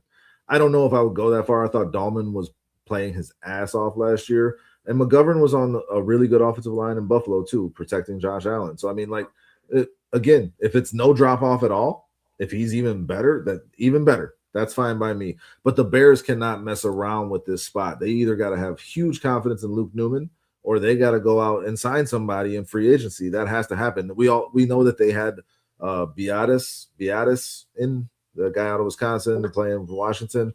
I mean, he's a solid center, solid starting center in the NFL, and he's able to be signed because of how he was released, I believe, before the free agency. It was hard to judge. Listen, when you look at that offensive line last year, which we expected, we talked about all the time on this show, and you guys in the chat knew it just the same as us. Early in the year, I don't know that anybody was good. I was questioning Joe Tooney early in the season. I thought Jonah Jackson was a fucking miss for sure. I thought Dalman looked questionable, but I'm saying, guys, at the end of the year, when they were cohesive, when the interior of that line really solidified itself, Drew Dalman played at a level that most centers in the NFL. He could have been an all-pro player. He was, I think he was like second in voting. He was there, man. He was close. Linderbaum is gonna get $21 million a year at least. That's what he's shooting for. Right? So I mean, J2K, we're not making up numbers. He's gonna ask for the most money that a center's ever been paid in the NFL, and he might get it. That's all I'm saying. So that's a lot of money to spend when you're already cash strapped. That's all, and you have so many other needs to fill. So that's all I'm saying. Like, I think McGovern is a safer bet, just in terms of the money that you would spend on him, and you're still going to get a lot out of him. Yeah, so he's going to try to break that. Yeah, it'll be 20 to 21 million at least. Right, Creed Humphreys was signed a couple years ago. That's Yeah. numbers are relevant now. I mean, the center is not guys, not the as valued of a contract, position as the left tackle. yeah, but the contract is dictated by the cap, the overall, right? The salary cap in cap the NFL continues to goes up every Yeah. year. So every year a new player at the same position is signed, they're going to ask for an astronomical amount of money. That's, guys, Pierce on the Colts is like projected 25 million fucking dollars. Insanity. And Malik Willis is projected like 30. Yeah, I don't think Malik Willis is going to get that. That's just a victim of, you're just a victim of circumstance in the NFL at this juncture. Look at the receiver money now. It's getting crazy, man. J2K, the thing to remember, the thing to think about with centers now versus centers 5 years ago is there's this huge movement going towards getting your pressure from the interior. Like, everyone is now understanding 100% that they need that 3 tech that will destroy the pocket, and the center becomes more important because especially of it. The guy who's got to snap the ball. That's the easiest guy. I mean, that's always been the case in football, but like, you see defensive tackles, game-wrecking defensive tackles going higher and higher and becoming more and more important, and these teams doubling and tripling up on those positions. And you're seeing offenses now counter that by trying to have the best interior offensive line, a la how the Bears attacked their offseason last year, that they can have the best interior offensive line possible. So, I mean, the value of these guys is going up for sure. Now, there'll always be a cap on it. It'll never be more valuable than a left tackle. I agree with you there. But Linderbaum, I mean, everything I'm reading is he wants over 20 million. Well, and whether he'll get it or not, I don't know. Well, but, I mean, do you want him for 18 million when you can have Connor McGovern for 14? I don't know. Well, you got J2K engaged here. J2K, what do you think about this? Would be likely I just read a number in the chat, J2K. Jesus. Likely a third round pick, maybe a fourth. But what do you think about Josh Kreutz out of Illinois? I like Logan Jones better out of Iowa, personally. Well, there's like 5 or 6 guys that are listed better than Josh Kreutz, but I think his name's Josh. But he's a potential 4th round pick. He's a development. He's a guy who he's not going to start for you week 1. He's probably going to spend a year on a bench. But I don't like it. I don't like it. I don't like Illinois. I don't like Illinois. I don't. Really? I don't know. I Their don't like. offensive line this I don't year like the crew. I don't like the good. Kreutz connection. It feels too corny to me. I'm not a fan. I'm not a fan. I'll just say it. He was called by not a Bears or he was by a national writer. He was called one of the rising stars of this draft. That's what he was called. I sent you guys the article. I don't know if you read it. Yeah, I understand. I just don't. I don't know, man. I don't know how I feel Slaughter. About it. And Foster Slaughter likes Jones. Yeah, Jones is a 3rd round pick too, guys. I think right now Kreutz is listed as the 6th best center in the draft. By one outlet. There's multiple outlets that do that. So I mean, there's not like consensus. He's not a day 1 starter in the NFL. He's not he's probably not even a day 2 pick. But I think Logan Jones is a starter, and J2K thinks Slaughter is a starter on day 1. But I think that there none of them are starters. This is a position you don't want to start at. I think there's something to be said for putting a rookie center in front of Caleb Williams. I don't know that the Bears want to do that at all. I think they're really going to attack it in free agency. And again, my number 1 wish is Connor McGovern. Just based on Powers Johnson as a rookie, guys, remember, didn't play all that well. I hope you remember that, Dustin. No, yeah, he actually did play really fucking well. His rookie year? He did. No, he took major strides in his 2nd year, but I thought his rookie season, he was one of the there was best a lot to be desired, I thought. Centers in the NFL, man. That Raiders line was the worst in the league the year he was drafted. Well, that's because the people around him sucked, but he held his own. He had a part, but yeah. Oh, I disagree with you. I think Powers Johnson's been a stud since he got in the NFL, man.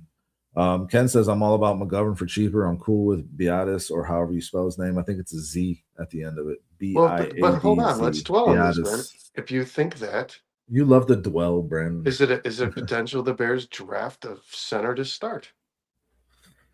I think they would go with Luke Newman before they did that. Yeah, because Personally. I didn't Because know that Roshar was on a podcast. That kind of blows my fucking mind, to be honest. yeah, I with don't you. listen to NFL players. How many offensive podcasts, line coaches are personally. on podcasts? I think every NFL player has a podcast now, and none of them are that good to me. Honestly, it's cool that you can get, he obviously Armstead Was was he like coached by drinking bourbon and Roche. smoking a cigar? Was he like Joe Rogan? Like, I imagine Dan Roche. No, I don't know about that. 22 Illinois. Yeah, Foster, I touched the nerve with the Illinois thing. I knew I would. Their offensive line this year was pretty damn good, man. And I think Altmaier's going to be a good quarterback in the NFL. He's going to be a solid backup in the NFL. I think he's going to sit on the bench for a few years, but I think he'll get an opportunity to start. I think he's going to get really used to sitting on the bench, Brandon. Personally, I liked. Why am I blanking on his name? Last year, guy who reminds me of him a lot. He started for the Colts out of Duke. Lincoln Riley. Yeah, he went to Duke and then transferred to Notre Dame. Notre Dame, yeah. I mean, Notre Dame quarterbacks are fuck LaShawn McCoy. Illinois quarterbacks. Notre Dame quarterbacks are egregiously bad in the history of the NFL. And fuck Acho. Fuck Acho. Notre Dame quarterbacks end up being coaches. So bad. Notre Dame quarterbacks end up being coaches in the NFL after like 3 years of their playing career. Maybe Luke Altmaier will make a great coach someday. I don't know, but I don't know that he's going to be a starting quarterback in the NFL. Isn't that kid Reese? Wasn't he a Notre Dame coach? Tommy Reese? Yeah, wasn't he like being looked at as an offensive coordinator? Yeah. Bortolini out of Wisconsin. He wasn't he on the Colts? I don't remember JTK. Listen, there's options, and that's a good thing that Dalman gave the Bears enough time to get those options in line and really target it. And now the Bears have cap flexibility because of the trade of DJ Moore and obviously the unfortunate retirement of Dalman and the release of Tremaine Edmonds today, Brandon. We were talking about this a couple weeks ago, and we were texting about it up until today when it happened. I mean, there was just no way they were going to get picks out of Edmonds when everyone knew they were going to fucking cut him if they couldn't trade him. They had to get rid of that money. He was not living up to that contract. The Bears fan base was more willing to embrace the possibility of getting picks for Edmonds than getting a high round pick for Tyson Bagent, and I think that's just crazy, man.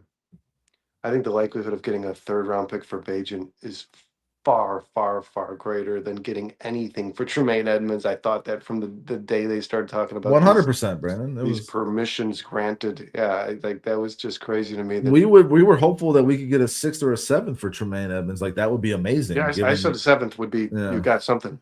I said today in a text. If you got it before he was man, Ken, real quick, Ken, we fucking love you. You're now a member of the family. We appreciate you. Welcome in. Come back. You're welcome anytime. Thank you, Go Ken. Get some sleep, brother. Come back and catch the end of this show when you wake up tomorrow, man. We appreciate you, brother. I'm sure it's all downhill from here, but still, check back in. Well, it was downhill from the minute it started. The Tremaine Edmonds thing, man, it's a big deal. Obviously, the Bears didn't get any. We knew that everybody in this chat fucking knew the deal with Tremaine Edmonds, guys. There was never any return there. But what's going on, Flex? But they freed up a lot of fucking money. That was the biggest cap hit on the roster. I thought he played. Well, it was the most money they could gain from cutting anyway. I thought very minimal dead cap, and they were going to clear like 15 million. And I thought he played pretty poorly towards the end of the year. I thought DeMarco Jackson stepped in and played better than he did. And I also think we talked about it on Monday a lot. Kyle drove the point home. He just wasn't a Dennis Allen guy, man. He wasn't a Dennis Allen guy. The drafting of Hippolyte says something to me. It sent a message. Dennis Allen's looking for something entirely different at this position. And it ain't fucking Tremaine Edmonds. And it ain't TJ Edwards. I believe that firmly, Dustin. I don't think TJ Edwards is long for this. I think this one. That's a bad contract too. I didn't like that extension. When they talked about the overhaul that Dennis Allen intends on, I don't know what word to use. The overhaul that they intend on doing here with this defense, I thought the linebacker position was probably the most stressed. They talked about Dennis Allen trying to transition this Matt Eberflus defense into his own image and his own vision, and I thought the linebacker is the thing that's probably most important to him. Neither of these guys are Dennis Allen players. Well, it's the linebacker thing. It matters, and I like DeMarco Jackson, and I mean there's been all the numbers have been everywhere. Like I mean, it's looking like they can get him back for cheap. So I think they need to do that 100%. But I mean, he clearly just changed the defense when he got on the field. Like he made a difference. He fit with what they were doing a lot better. And he stuffed the run. He put his head in there. Something that Edmonds is, since he's gotten here, and as much as I've tried to stand up for him, he just has taken the wrong angles. He has not gotten his head in there. He has not been stuffing it at the line. He's always tackling someone 5-6 yards past the line of scrimmage if he's tackling them at all. He cannot disengage a block, man. Once you've got Edmonds wrapped, you pretty much removed him from the play. That was my biggest criticism of him, is for a guy who's, on the bigger side and a little, pretty athletic dude. When one of those swing guards got into the second level, they just erased this player entirely, man. And which sucked, because the pedigree that this position holds in this organization, right? This middle linebacker position is like the thing we've always been super proud of, where Green Bay had their quarterbacks, we had the fucking guy to counter it. And Edmonds just never became that to me. Yeah, no, and I mean, I don't know if Roquan Smith would have been that either. It seems like the Bears are in a position where they have to redo that entire linebacking group. Yeah, we don't know what Hippolyte is going to turn into. The good thing though is that this draft was a bad injury. This draft is super deep with linebackers. And the free agency is super deep with linebackers that you can get on solid deals. So I think that that's got to be a focus. And Foster keeps throwing out here, and this might be the most important thing, man. And Ken said he wanted McDonald at 25. Like, the Bears need that guy that can eat up blocks and let these linebackers do their fucking jobs. The Bears haven't had that either. So there's you don't want those swing guards in the second level. That's not that shouldn't be a thing. That should never be a fucking thing, guys. You should never see the swing guard in the opposing offense getting to block Tremaine Edmonds and TJ Edwards within When you say seconds. Swing guard, what are you talking about? What do you mean? Like, the guy who they bring pulling guard? Pull guard. Yeah, sorry, pull guard. Those guys shouldn't be blocking Tremaine Edmonds and TJ Edwards every fucking play, man. So Foster, we've talked about this a lot on this show, and I'm with you 100%. Whether you prioritize the 3-tech or the 1-tech, you got to prioritize both. That's what changes this defense. And I do believe this: the edge gets better even with Sweat and Booker. If you get some studs up in the middle there, the edge gets better, and probably even Tremaine Edmonds. The linebackers get better too. Like, they are missing the. You give them some space to make some plays. If it starts from the inside out, like Ryan Poles has preached from the day he's got here, guys, you're missing the inside. So the out doesn't work very well. The secondary suffers from those guys in the middle up there. Well, the Edmonds release makes total sense. I'm glad the Bears did it. Whether they got $32 million in cap space right now or 44, they got a hell of a lot more than what they had before all these things. The Dalman thing, I wish we could still have that cap and still have Dalman on our team, but now that's another need that the Bears have to fill, man. And it just is what it is. There's a lot of work in front of Poles and Ben Johnson going into free agency, going into the draft. I still think I am all for trading Bajan if you can add more draft capital and continue to just kind of revamp your backup quarterback position if that's what you need to do. I'm all for it. I really am. I trust Ben Johnson to get the right quarterback for the system that he's running here in Chicago and develop them, like you said, Brandon. So if you can get a 3rd-round pick for Bajan, continue to accumulate assets, now you have flexibility, whether it's to add just the draft picks, like a lot of people want to do, keep your draft picks and just get those cost-controlled contracts, hopefully some starters out of that. You're going to start a fire here in the chat. On your roster, or you could take those picks and turn them into a fucking Max Crosby. You can get real creative. You can get real trigger happy. You can go for these things. But having that flexibility was hugely important, and that's why the DJ Moore thing was a necessary thing. That's why releasing Edmonds was a necessary thing. These are the hard decisions that Poles was talking about, and I think there might be some more. You might see some more guys going out the door in some capacity and other assets or cap space coming back, man. And I mean, I like the way Poles is approaching this. Everybody was like, when's he going to start? These guys are restructured over here. They're making space over here. When's Poles going to start? He started with a fucking bang. And I don't think he's anywhere near done, Brandon. I really don't. You have so much work to do here. And you don't really know where to start as a fan when you look at all these needs. This is going to piss a lot of people. We're going to start a war here, but I'm going to say, okay, Bajan's on his way out. Yeah, the comp picks would be great too, Flex. Yes, and the comp picks. The Bears still got those potentially I think for a lot of reasons, and one of them being, guys, I think this team, I think Ryan Poles and Ben Johnson want Bajan to have an opportunity. And as long as he's on this organization, he's going to be holding a fucking clipboard, guys. That's just the reality. And what's up, Joseph? You can say he's competent. You can say he's proven. Do you really believe, Dustin, that Ben Johnson thinks he has 2 starting quarterbacks on this roster? 2 NFL quarterbacks on this roster? No, I think Ben Johnson's here because of Caleb Williams. He's not here because of Tyson Bagent. I mean, that's obvious. And Caleb Williams don't miss games. We've talked about this. Tyson Bagent is expendable, and his market value might be higher than it's ever going to be. Yeah, how many teams, guys? Why not take advantage of it? Let's say Tyson Bagent's the best backup in the NFL, which he's probably not because he's there's a lot to be desired with the arm there. But do you really believe this guy's a starting quarterback?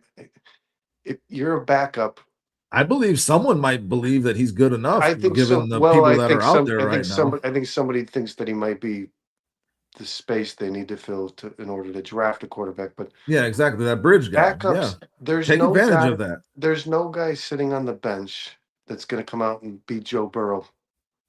It's just not realistic, man. And if you can get a 4th round pick for Tyson Bagent, I'd consider it. I know we talked about I wouldn't do it less than a third. I know we talked about where we set the line at, but that's the no-go zone for me. 4th round. The reason that I'm starting to think less about the value of Tyson Bagent is I fully trust Ben Johnson can get another kid who he thinks fits his. I think Ben Johnson can find a quarterback he thinks fits the mold better than Tyson Bagent. I really do.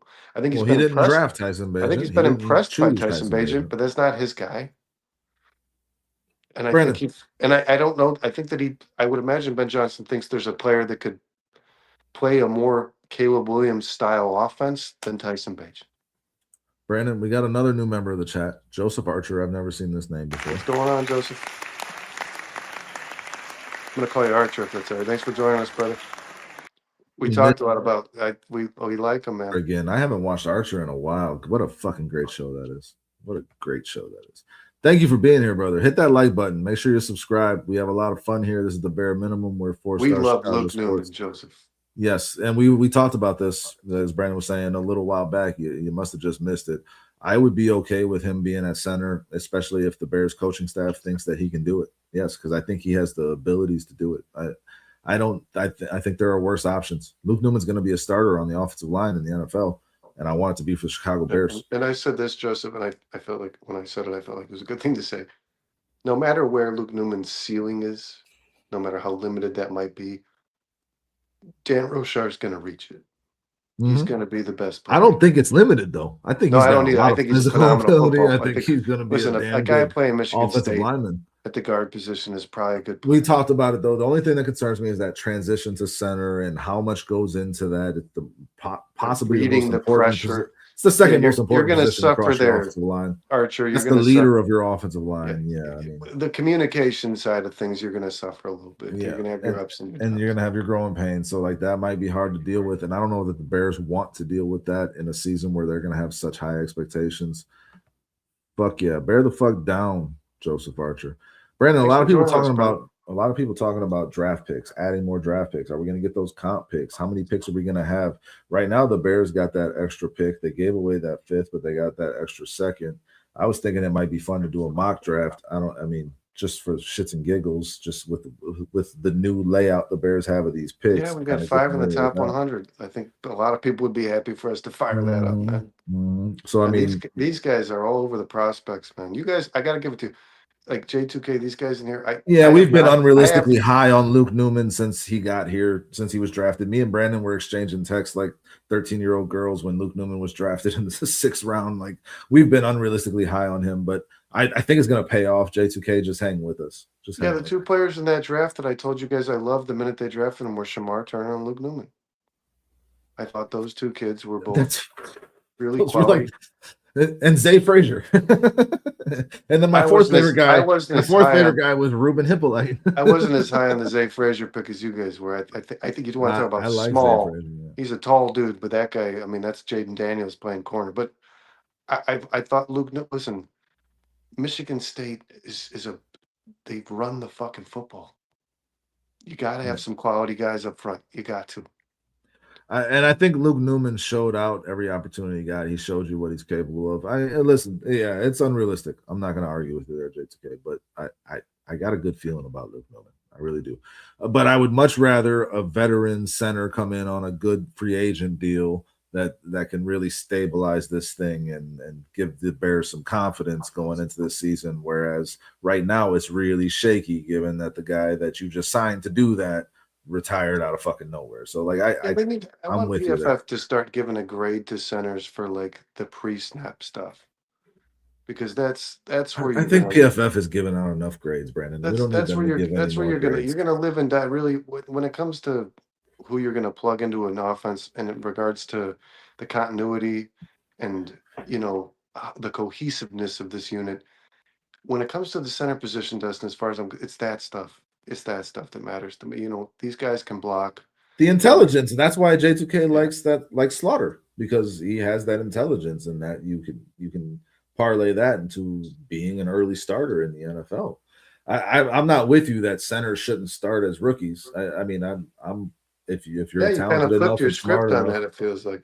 if you're talented enough and you're smart enough, I mean, why not? But Didn't I you send don't a know text how. to say today that said you got to get a veteran center? That's 100% what I want. 100% what I want, Brandon. I've made that clear in this show as we've been talking about it. Connor McGovern would be my number one choice. I don't want to spend all the money that Linderbaum is going to command. Personally, I think he's a fucking awesome player, and I wouldn't be upset if the Bears got him to replace Dalman. But I think Connor McGovern. I'm with Sean, who was saying this. I saw him saying it last night. That was a little, those. Yeah, he That was wrote up a pretty echoing my good thoughts. piece. Exactly, those were echoing. Real quick, I wanted to talk about the polls in this draft. Do we think that there's a possibility that he could trade up? I saw Lance Zerline's most recent mock draft had polls trading up with the Cowboys from 25 to number 20 to draft Emmanuel McNeil Warren. Could you see polls trading up in this draft for the right player, and who would that player have to be? I could certainly see him trading up now that he acquired another second rounder, but I don't think McNeil Warren's fallen to 20. I mean, All right. I know it's not focused McNeil too much Warren on the is going to mock. go in that 15 to 20 range, probably 22, I think maybe. so. I think I think he's the 20th ranked player on a lot of people's boards. he's That I'm going to reading. start climbing, but But I don't know. Tickets are $2,000. We deserve the highest paid center. Safeties. Well put, sir. Safeties kind of slipped through the cracks in the least recent years in the draft. I thought Yori and Cooper DeJean can kind of play both. But I thought these guys are definitely not as valued as they should be in the draft. So maybe it does. But J2K. I don't put it past Ryan Poles is a maneuver. I'm very interested to see what he does in this draft. Like I said, I would not be surprised if he trades out of the first round altogether and just He likes flexibility, man. He doesn't like to be, especially if the right player is not there at 25 for him. He will certainly do that. I think that's much more likely than him trading up. But I will say this: if he were to trade up, I agree with you, J2K. I don't want it to be for a safety. I would want it to be for Peter Woods. That's like the one guy, like barring some kind of miracle where a top 10 talent falls into that 18 to 22 range. Peter Woods is the guy that I would trade up for if I were Ryan Poles, because I think he's exactly what the Bears need. I think. What if he traded up a few picks for like a Cassius Howell? I don't want Cassius Howell. Not at all. No, I like Malachi Lawrence better. Personally, I don't want Cassius Howell. I don't like how short his arms are. That matters. I'm reading all the data on that. I am not a fan of taking a defensive end with that small of arms, given like how negatively they performed in the NFL. I don't know, with man. all the data. I don't. No, it matters. Bane's gonna shred the NFL, dude. Bane's arms are longer than Howell's. And yeah, but I thought Way Bane was longer. like, I thought the combine. I thought the one thing that he did do was measurements, and that like disappointed everybody. That guy's gonna fucking destroy the NFL. I promise you that, guys. You can tell me Yeah, about his arms all I've day. heard that too. J2K Wood's arms are too short for DA. Did some research, and DA hasn't drafted short arms as a head coach or a DC. I've heard that too. I think Peter Woods is a goddamn animal. That's a guy I would trade up for. Other than that, I don't. I mean, what maybe Caleb Banks, right? If I he's watched there, Sean's. I read Sean's bio on Peter Wood. The one thing that worries me about Woods is that is probably the highest missed tackle percentage I've seen in all the players in this draft so far. he had a down season this year. He has all the 18%. physical abilities, but 18% missed tackle rate is extremely high. I have a great feeling about this guy. I think his arms are long enough. They're not like below that An threshold. average missed tackle rate is like 8%. So For like, sure. that's rough. Yeah, I mean, but he also got a lot of pressure from that position, and I think that's what the He had Bears the need. highest amount of pressures. Yeah. I think that's what the Bears need. I think he's got the physical build for it to be that type of game-changing defensive tackle. He's a guy I would trade up for. Maybe a Caleb Banks. I don't know about that. But fucking Foster is all over this place. Mo Lester, everybody. He's everybody tonight. He's everywhere. Shouldn't be. I don't know. I just thought it was interesting to see that Zerline projected the Bears to trade up for Emmanuel McNeil Warren, and I started wondering like who would Monroe Freeling is a guy I would be okay with the Bears trading up for if he were to somehow fall. I mean, since the combine, he's getting projected in the top 10. I don't love this safety thing. I'm not.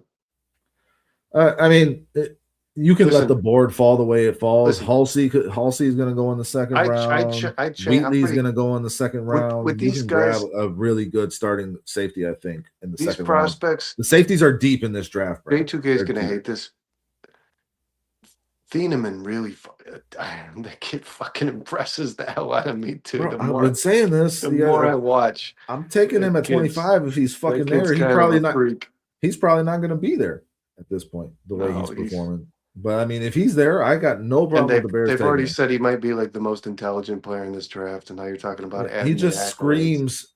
He just screams very competent starting safety in the NFL. Like that's what it is, and I would be totally fine if the Bears took him at 25. I would not be okay with them trading up for him or any safety, honestly, because the safeties. No, I don't want a safety in the first round. The safeties are just so deep. I'll take one in the first round. It's a huge need for the Bears. I'll take one. I'm good. Not trading up. All right, man.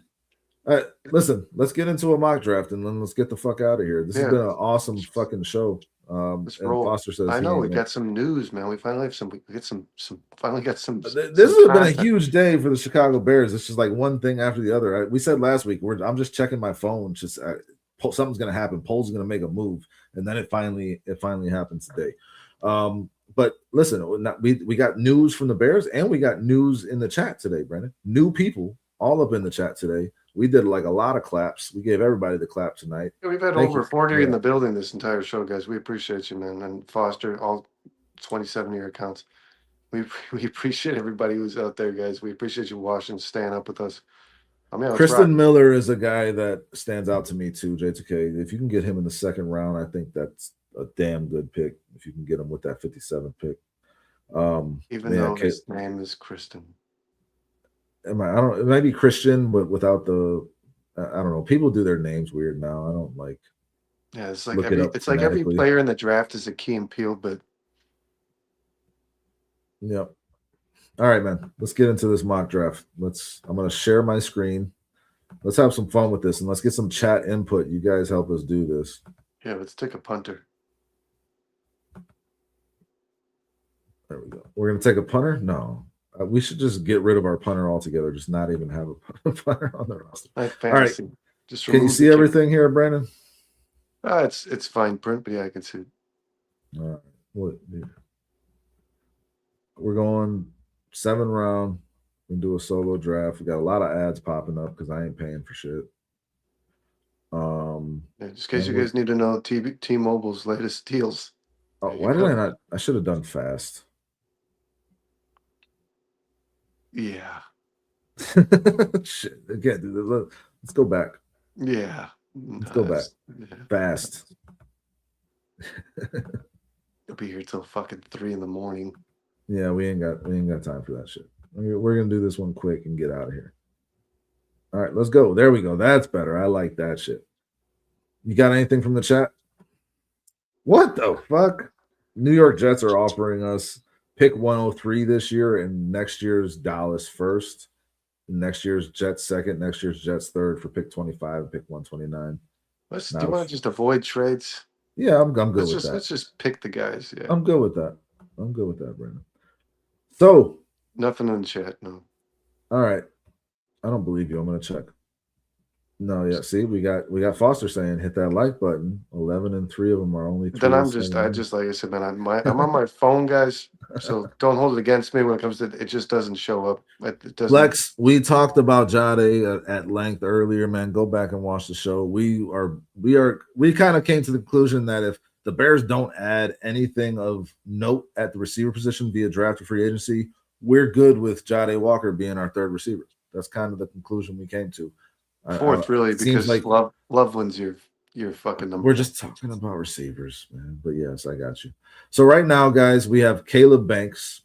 Bears need that defensive tackle. Caleb Banks dominated the combine. He's a damn good player. We got Omar Cooper Jr., my favorite receiver in the draft. It's good to see him up here. When I first started doing these mock drafts, he was in the 50s. He was in the 40s and 50s. He could end up being the best receiver out of this draft. Just watch. I like him. I like him more than Lemon. I'm probably gonna get shit for that, but I do. I think I might like him more than anyone. I've been saying this all college season, man. I've sounded crazy, and I still do, because there's some good receivers in this draft, but I just like what Omar Cooper does with the ball in his hands.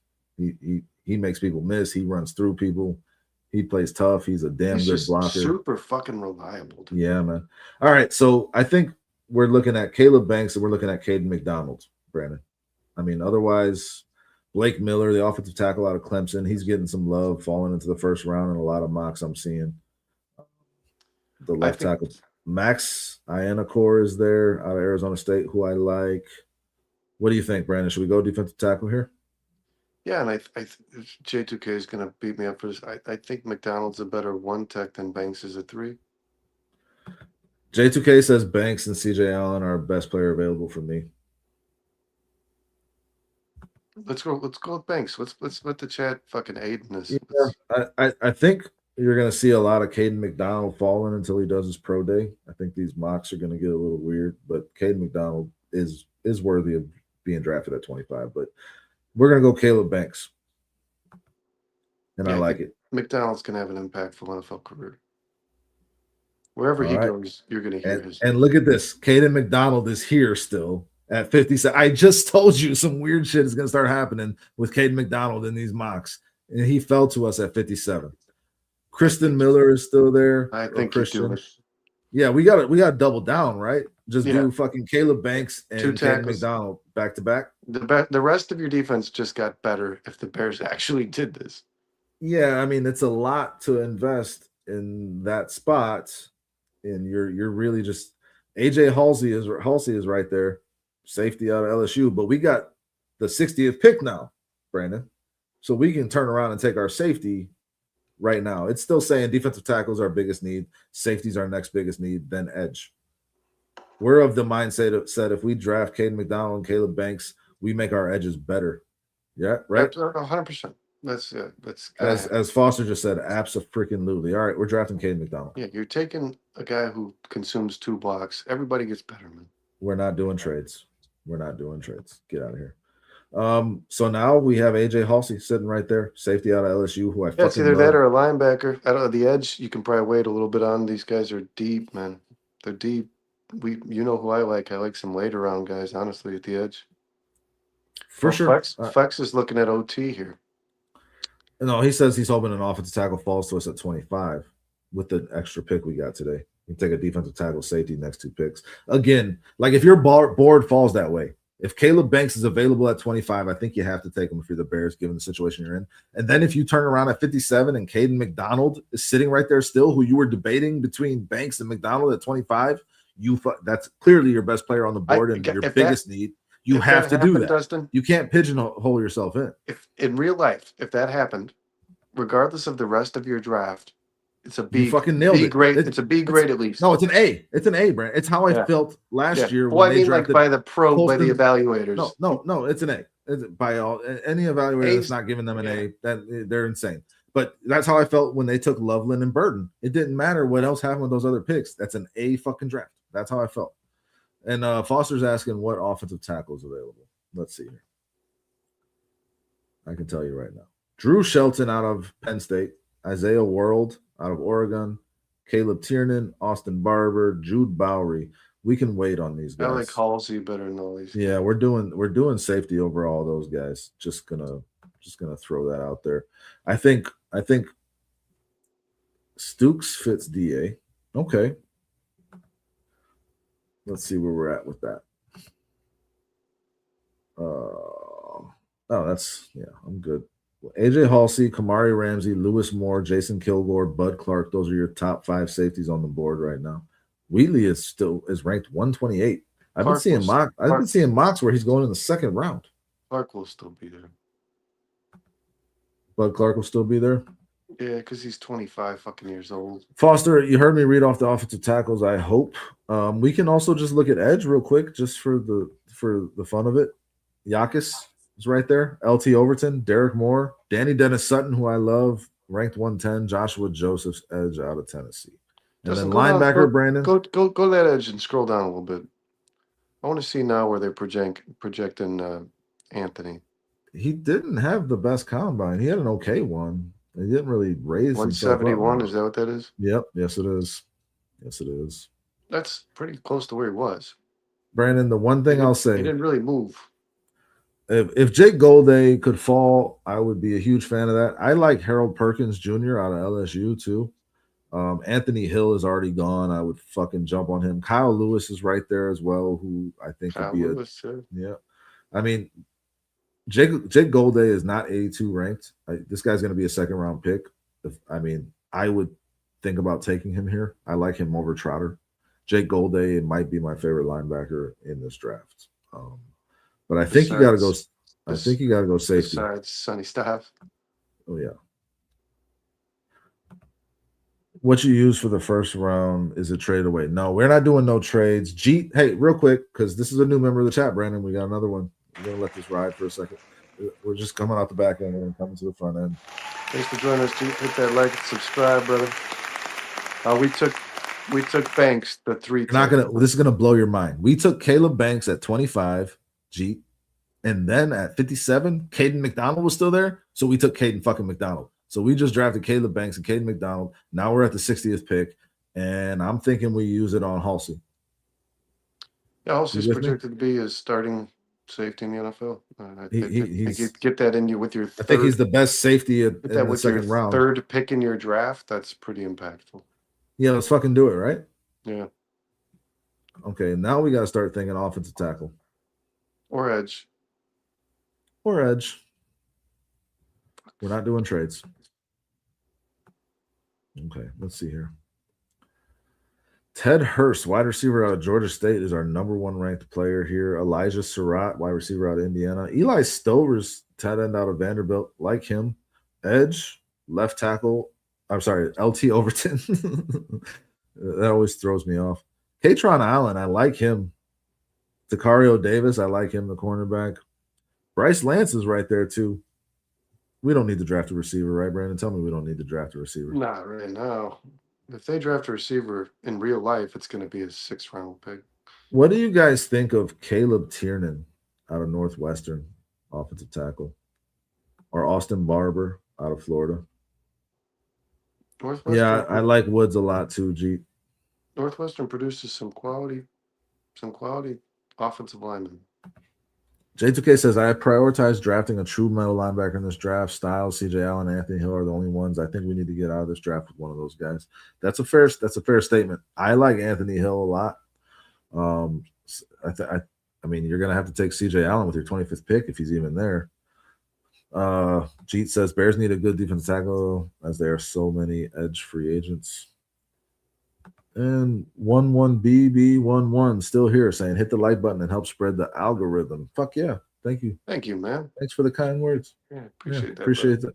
I mean, listen, our biggest needs right now, according to this, I mean, we addressed the defensive tackle, no longer a need. We addressed the safety. I would imagine we re-signed Kevin Byard, no longer a Yeah, need. that sounds kind of inevitable at this point, by the Yeah, way. I yeah. was reading about that today. Edge and offensive tackle and linebacker are our next biggest needs. Linebacker wise, none of the guys that J2K wants are left here. I'll tell you who I fucking love. We Caleb just took a safety, G. Elerms, or he's ranked 152 here. I would take him as my middle linebacker. Yeah, dude. Me and J2K talked about him. I'm not going to take him at 89. I mean, my next pick is 129. I'll hope that he's there. I think offensive tackle might need to be the pick here, man. What sucks is that it looks like Markel Bell is still there. He's ranked way low. He will be a third round tackle taken. These ranks are always so weird. I think we're looking at Jude Bowery, Caleb Tiernan, or Markel Bell in terms of offensive tackles, unless you guys just want to go straight BPA, best player available. We already drafted a bunch of defensive tackles. Cheat says possibly a center. Let's see. I don't know that they're going to start a rookie center because Dan Rochard just voiced this. Logan Jones is still there. Brian Parker out of Duke. Dan Rochard just stated on a podcast. Apparently, this is from B-Dog. Yeah, somebody provided this. Rochard, we don't listen to player podcasts. It is not ideal for a rookie center to start on your roster. Listen, J2K's center is still there. Jake Slaughter, his guy. Running back, I like Katron Allen. And I like Nicholas Singleton. I know J2K likes him too. I remember him. To be honest with you guys, I would find it very hard to believe that the Bears don't draft a player on offense with their first 4 picks in the draft. We're looking at if you're looking at receiver, I would take Bryce Lance right here or Surratt. Because my God, man, but left tackle, I think is what. This is where it gets tough though, man, because you're not picking again. Theo Benedict can't be your left tackle. That can't be a thing.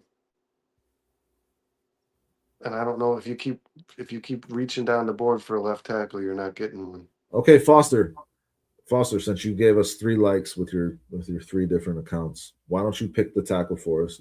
Foster wants tackle. I read them off, Foster. I don't know if you heard it. Caleb Tiernan is our number 1 ranked guy out of Northwestern. Austin Barber's right there. A lot of people like Jude Bowery. I like Markel Bell. He's a fucking massive. I think he's like 6'9", Brandon. What? Yeah, he's 6'9", like 370 pounds or some shit. And he moves really well. He's just Shaq on the offensive line.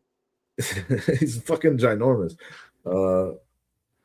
Bears should not give up on Trapillo long term. I mean, it depends on what you can get in this draft, G. If at 25 you have a starting left tackle fall to you and you take him, that person now becomes your starting left tackle, and Ozzie gets back in where he can fit in. I don't know. I think you got to be open to whatever. Give him the opportunity. I mean, Ozzie was good, but there was Ozzie was damn good. There was still something there to be desired. If you can get a guy who's better than Ozzie, then you're just moving on from Ozzie, regardless of the injury. I've said this time and time again, guys.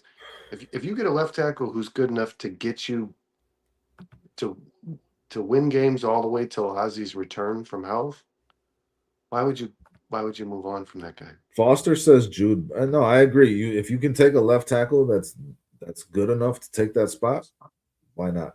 All right, Jude Bowery out of Boston College, 6'5", 314.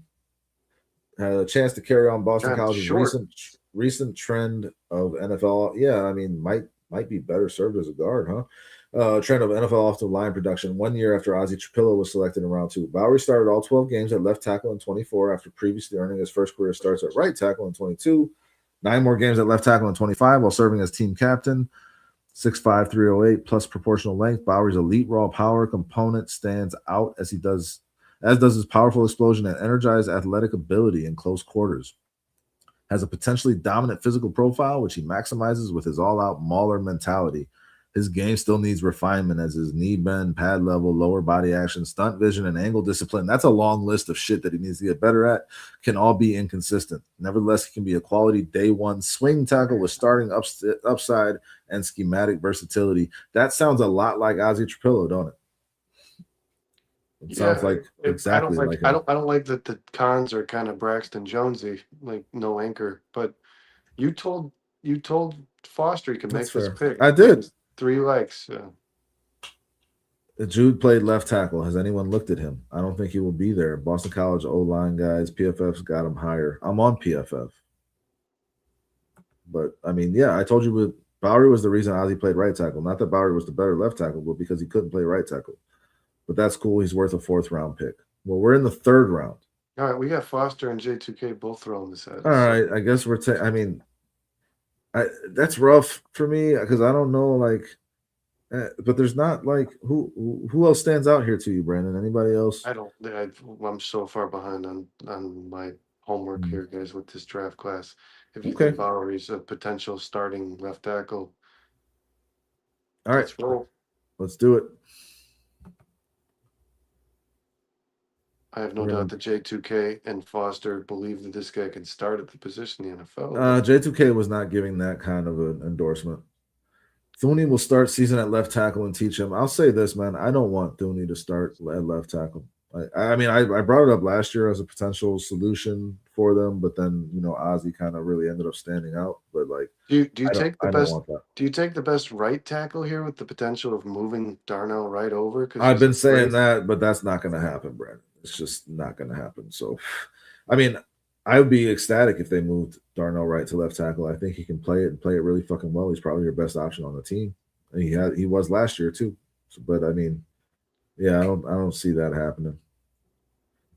When Austin Barber, one of the most seasoned 2026 NFL draft offensive line prospects, 26 total games, reps at both left and right tackle, added 12 more starts at left tackle in his final season. With his experience, he's adopted a level of comfort and pass protection. I told Foster he could pick it. I'm just going to do it. Jude Bowery is hopefully our starting left tackle. Oh, sorry, J2K. There were better players available. We jumped, but I told Foster he could pick it. Sorry, J2K. All right, we're at pick 129. We're going to go back to all now for you, J2K. Chris McClellan was a guy you mentioned, J2K, but we already shored up the defensive tackle. Joshua Josephs. Is Lance still there? Interesting. He's a little small. I doubt it, Brandon. Yeah, he's not. He's long gone. But you know who is there is Malachi Fields, who I've seen go in 1st round in mocks. Wide receiver out of Notre Dame. He's fucking huge. Kevin Coleman, Deion Burks. There's some good wide receivers here. Oh, this class is so strong, dude. We could draft our backup quarterback. That's the thing too, guys. When you're doing these mocks, and I think some of that should be paid attention to is some of these guys that are projected in these mock drafts in the 5th round at this. I told you I would give it to you, Foster. It's fine, man. I appreciate your insight on Jude Bowery. These guys that you're seeing at the top of the wide receiver board here, in another draft, they're higher. There's just a lot of fucking wide receivers in this class, man. That's a quality position in this class. Yeah, I like Fields too, man. I mean, do we take a wide receiver here and just say fuck it because he's the best player available? There's no way that he's going to fall this far. Wide receiver, running back. I do firmly believe that Ben Johnson's going to draft. Brandon, say we traded Tyson Bagent, we could draft Carson Beck right here, our backup. I love Carson Beck. Caleb Elarms, or I'm going to throw his name out there, middle linebacker of the future for your team. Jake Slaughter is still there. That's J2K's guy. Kyle Lewis is still there. Sean loves him. I love him. Malachi Fields, Zakee Wheatley. We already drafted a safety. We drafted Halsey. What we've done so far, Brandon, is we've completely revamped our defensive tackles. We drafted Caleb Banks, Cade McDonald. We drafted a starting safety in Halsey, and then we drafted an offensive tackle in Jude Bowery. That was Foster's pick. So I think we've done a really good job addressing needs. The two needs we haven't addressed yet, according to this, are edge and linebacker. So in terms of edge, I was really hoping Danny Dennis Sutton would fall here, and he didn't. Where did he go? Yeah, I mean, with your your first 3 rounds, your day 1 and 2 picks, we got guys that we potentially hope starting on our roster week 1. That's the hope, guys. What do you think here, Brandon? I mean, wide receiver is not a need. Now we did trade DJ Moore today, so Oh, if it's more J2K of a need. likes Slaughter and he's still on the board, that's a center, right? Yep. So we're assuming that we haven't addressed the center position in free agency. Yeah, let's do this mock based on the roster the Bears have today. Let's just roll with that way. Because This is going to be our last meaningful pick. If we are going to do that, like what the Bears might do in free, I think there's good guys. You heard it here. There's going to be a linebacker on this team before the draft. It might be DeMarco Jackson. It might be Leo Chenault. There's going to be a fucking. It better fucking be Chenault. Chenault is the guy. There's going to be a linebacker on this team before the draft. I want Chenault. That's who I want. I don't think Poles. You just got rid of Edmonds. You just cut him. I don't think Poles is going to wait till the draft to address that position. I really don't. To me, it's between Malachi Fields, the wide receiver out of Notre Dame, or Elam's Orr. Is Fields the guy J2K says is special? Yes. Okay. I'm all down for adding a special receiver to this roster, man. Like Jeet likes Slaughter too. So we got 2 guys that say that. If you drafted Banks and McDonald's, would you try and salary dump Grady Jarrett at that point? I mean, no, there's just too much dead money. Jeet. Yeah, they're not really dumping anything. It doesn't do it. Yeah, you're only hurting yourself. You got to wait. Grady, you signed a bad contract. It felt that way at the time, but unfortunately, guys, down the stretch. Jarrett and Dio are here to stay. I mean, honestly, the fact that we got Banks and McDonald with our first 2 picks just kind of makes this draft cake. So I think Fields is the way to go here, man, because you don't have DJ Moore. Your edge is going to be better with those 2 guys, man. Yeah. It's a 4-man rush. It's going to hurt to leave another draft without an edge. If this is how it were to play out, I think you impacted your defensive line in a very positive way with those 2 defensive tackles. That would be a fucking dream scenario, but it still would hurt to not get an edge in this draft. If he can stay healthy, which is a big deal now, as far as I'm concerned, it's something we need to talk about. But Booker is going to have. Booker's going to explode. He's going to have a big year, guys. Yeah. All right, we're going Fields. If you look we're going to go Booker's best player available here. Comparatively to Sweats, with playing, I think, 4 less games than Montez Sweat. I'm going to draft Fields. It's actually pretty comparable. What's funny is Wheatley was still there in round fucking 4. No way is that happening. Oh, your guy, Vincent Anthony, just went off the board. Oh, wow. And here we are. Pick 240, Brandon. Big gap between 129 and 240. Big, giant fucking gap. This is where the Bears are going to hurt. Yeah. That's going to be tough. I mean, we wanted to see how these picks work. This is where you guys can, like, when all of us who are monitoring the draft with our phones, this is where you can put it down for a little bit.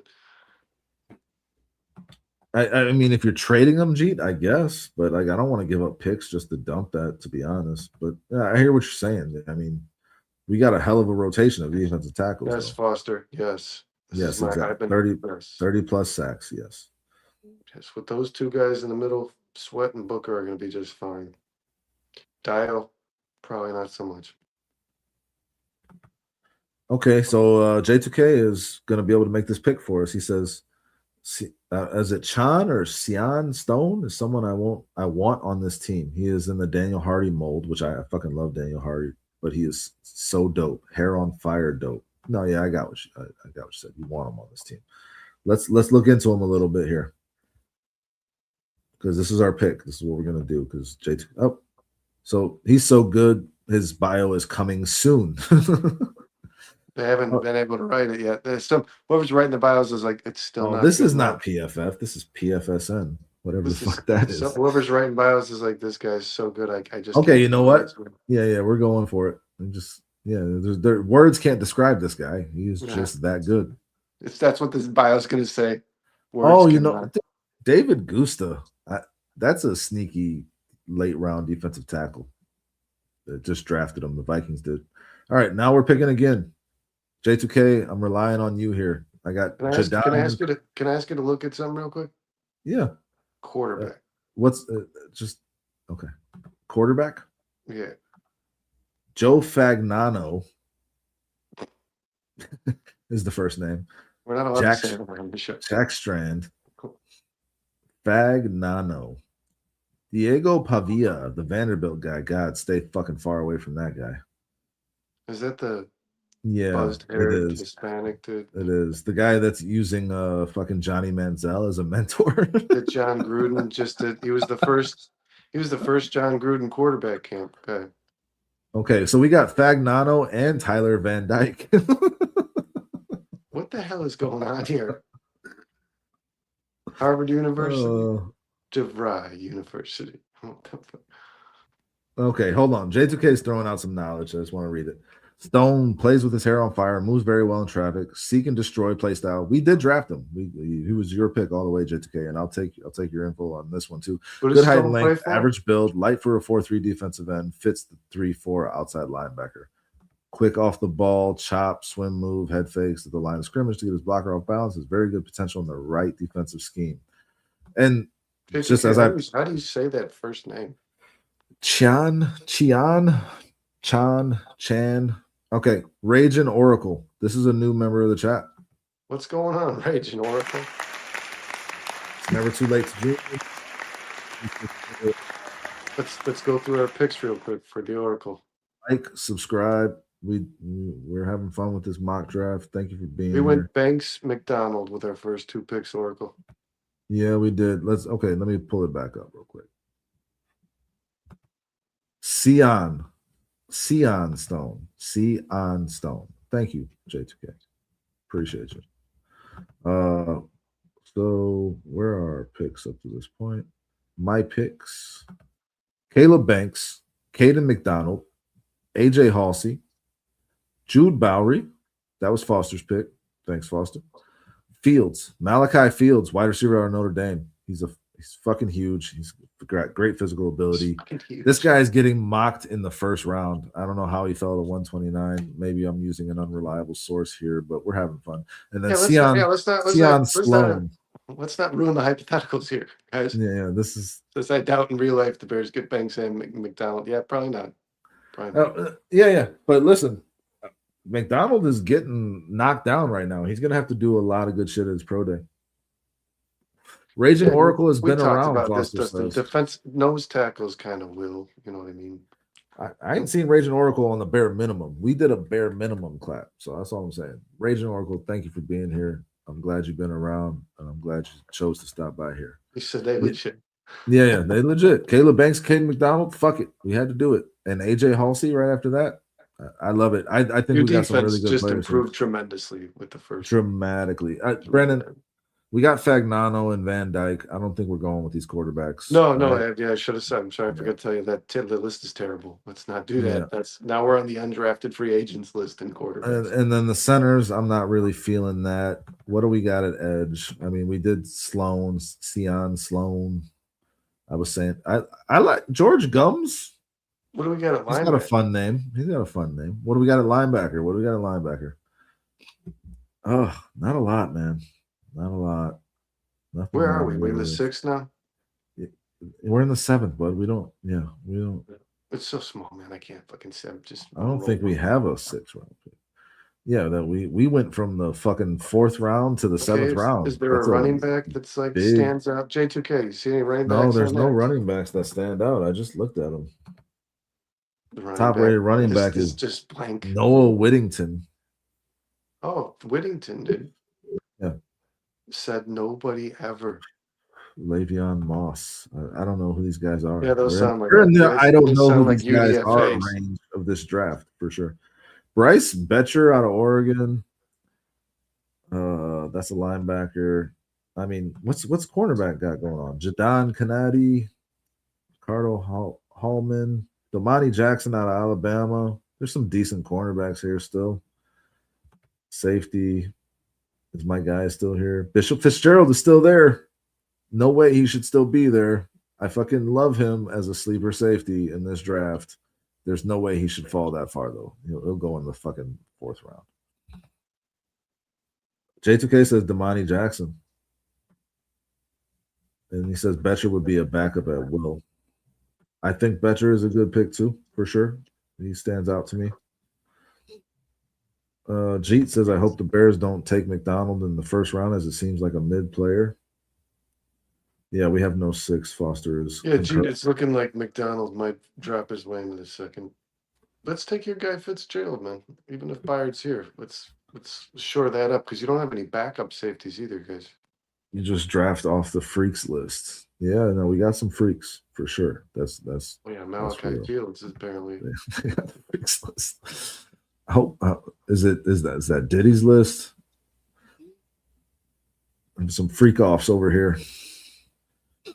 Anyways, I like Bishop Fitzgerald a lot. We already drafted a safety though, so do we just double up on that? Like you got no backups on this. We got the we got the guy that'll take over for Kevin Byard. I think Bishop Fitzgerald's going to be a starting safety in the NFL.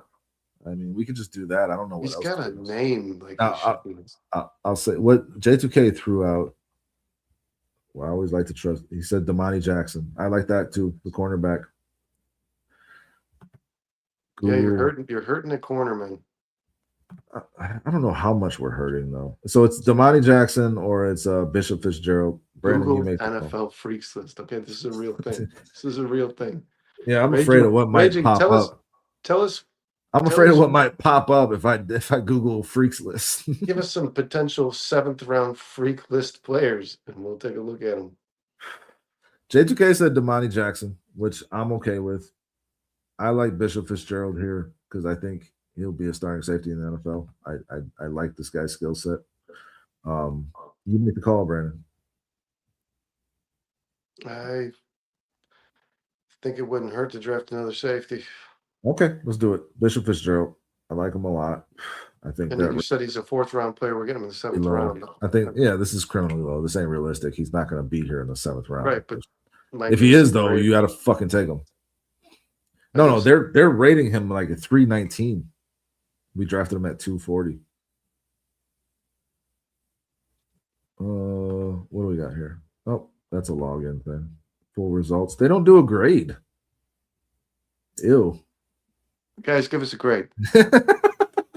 Throw us a grade. We did this spur of the moment. We weren't planning on doing a mock. I didn't pull up the right site. They're great. It's fucking 1:30 in the morning. We took care of our defensive tackles and our grade us. Caleb Banks, number 25. Caden McDonald, number 57. AJ Halsey at 60. Bowery at 80. Malachi Fields at 129. No way that's fucking happening. Sion Sloan, that was J2K's pick. Jude Bowery was Foster's pick. Bishop Fitzgerald, that's my pick. I think he's going to be a fucking good safety in the NFL. I know you're for real, man. I'm just fucking with you, Raging. We do that. J2K says his grade is good players. Thanks, J2K. No, yeah, I'm aware of the Bruce Feldman, his athletic freaks. Yes, I always check that out 100%. I haven't checked it out this year, though. And then Jeet says, to be fair, wide receiver class is loaded, so can see wide receivers dropping. I don't see Fields dropping that far. No, big guys don't. But I like this draft, Brandon. I think if the Bears were to do something like this, as unrealistic as it seems, getting Caleb Banks and Caden McDonald, you just won your draft. If those are your first 2 picks, throw in if your first 3 picks are Caleb Banks, Caden McDonald, and AJ Halsey, you're fucking killing it, dude. You just got 3 starters in your draft with your first 3 picks. Jude Bowery probably ends up being your left tackle, not to start the season, but halfway through, a la Ozzie Trapillo, his kind of rise. Malachi Fields will be an instant contributor at the receiver position on a team that just traded away one of its top receivers. Sion Sloan, I'm taking your word for it. You don't have anybody I consider to be huge on this football team. Sion Sloan is probably a special teams player, if I would gather. And Bishop Fitzgerald is your backup free safety.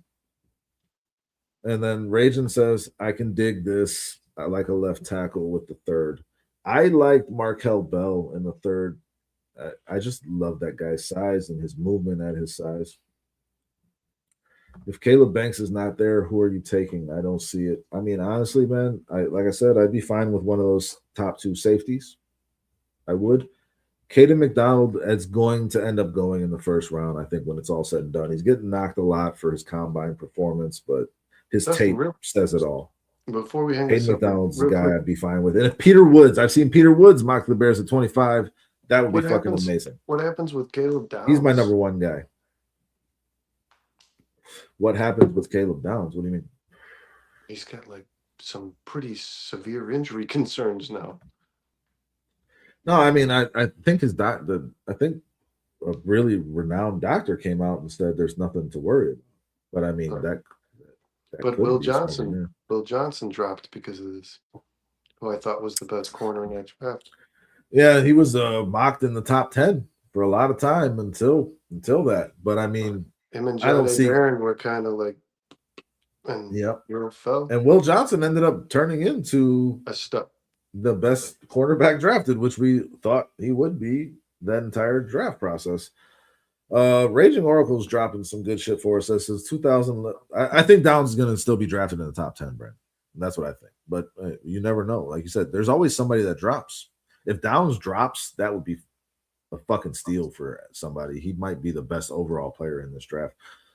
Since 2000, left tackle drafted in the first and second have a 70% to be good starters at least. Left tackles drafted in the third and beyond have a 7% chance of being good starter. Numbers don't lie. That's a very good stat. That's a tough one to argue with. Peter Woods would be a dream for the Bears. Yeah, that's my number one. And J2K threw out that Dennis Allen don't like guys with the shorter arms at that spot, but I think Peter Woods makes up for it with athletic ability, and he's not below that threshold that like says this guy can't be a starter in the NFL. He's going to be a game wrecker in the NFL, and I'm with you on that one too. Jeet, I'm glad you joined, man. We're simpatico. I love Thieneman. I love him. And Fields is a backup for an injury, wide receiver 5 or 4. I mean, yeah, could vault himself into that 3 spot over Jade Walker. He is a very good fucking player. And then Jeet says Downs would only drop that low if his knees are really bad. Guys, I'm having a lot of fucking fun, but I got to get some sleep. The chat is crushing it. Yeah. This has been a fucking awesome show. Yeah, that is a tough stat, Foster. Brandon, anything we didn't get to? We touched on the Dalman thing. We really talked about that DJ Moore thing in depth. I'm glad we got to do that. Edmonds. No, I feel like the DJ Moore thing, there's so much meat on that bone in terms of that conversation. There was so much consternation about even talking about him being traded because Bears fans love him so much. But I gotta say, man, Bears fans do this thing where like they fall in love with these players because they're Chicago Bears players, and I get it. You're supposed to root for your team.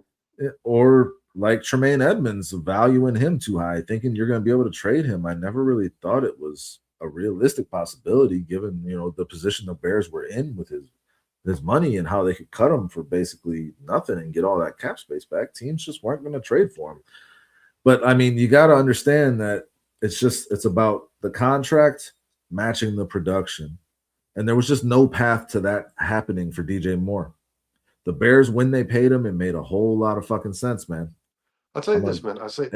But now it didn't, and they had to make this move given where their cap was, man. And sometimes you just got to look at it like, how can I have the best team possible? And a lot of people were saying, I don't see how you could have the best team possible if you're getting rid of your best receiver.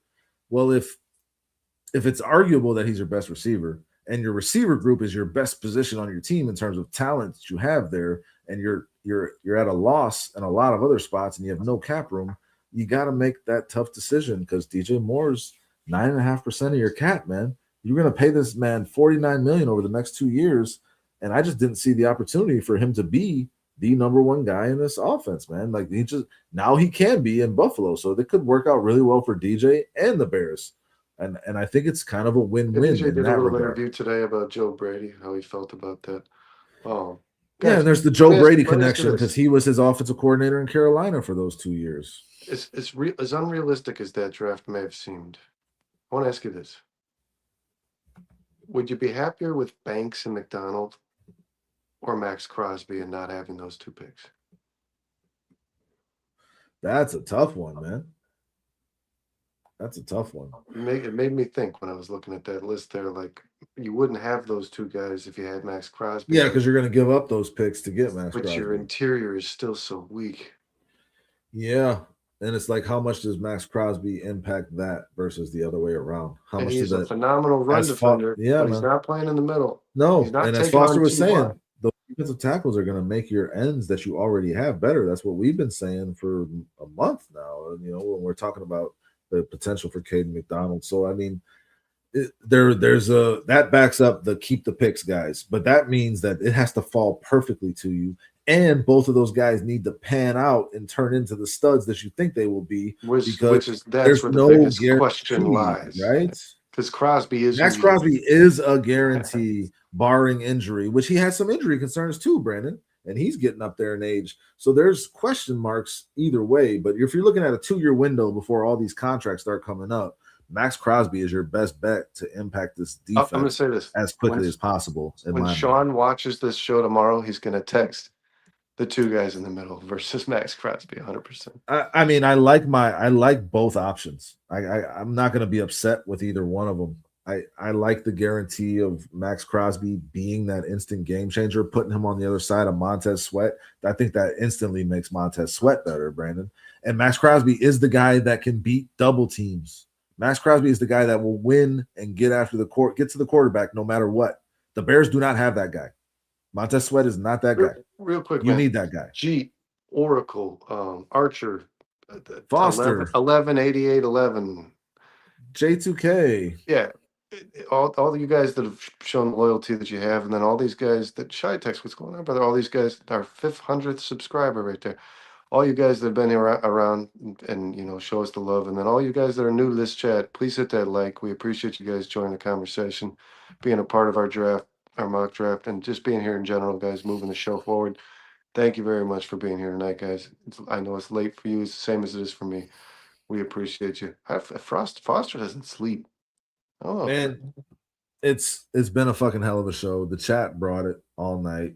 Bunch of new guys jumping in. I can't remember all your names, but I'll get to know you as you come back around and come have these conversations with us. This is going to be a fucking hell of a hook and bait. Hell of an off you guys season. Come back, we'll get to know you. I'll remember your names, I promise. But like, subscribe, join us on Monday for the House Hall Hangover. I mean, I think there's going to be a Northside 9 this weekend on Sunday. Yeah, check them out. They're doing the Cubs, right? Monday House Hall Hangover. Wednesday, barely there. 4-Star Chicago Sports, trying to come with the content, 4 or 5 days a week, doing our best.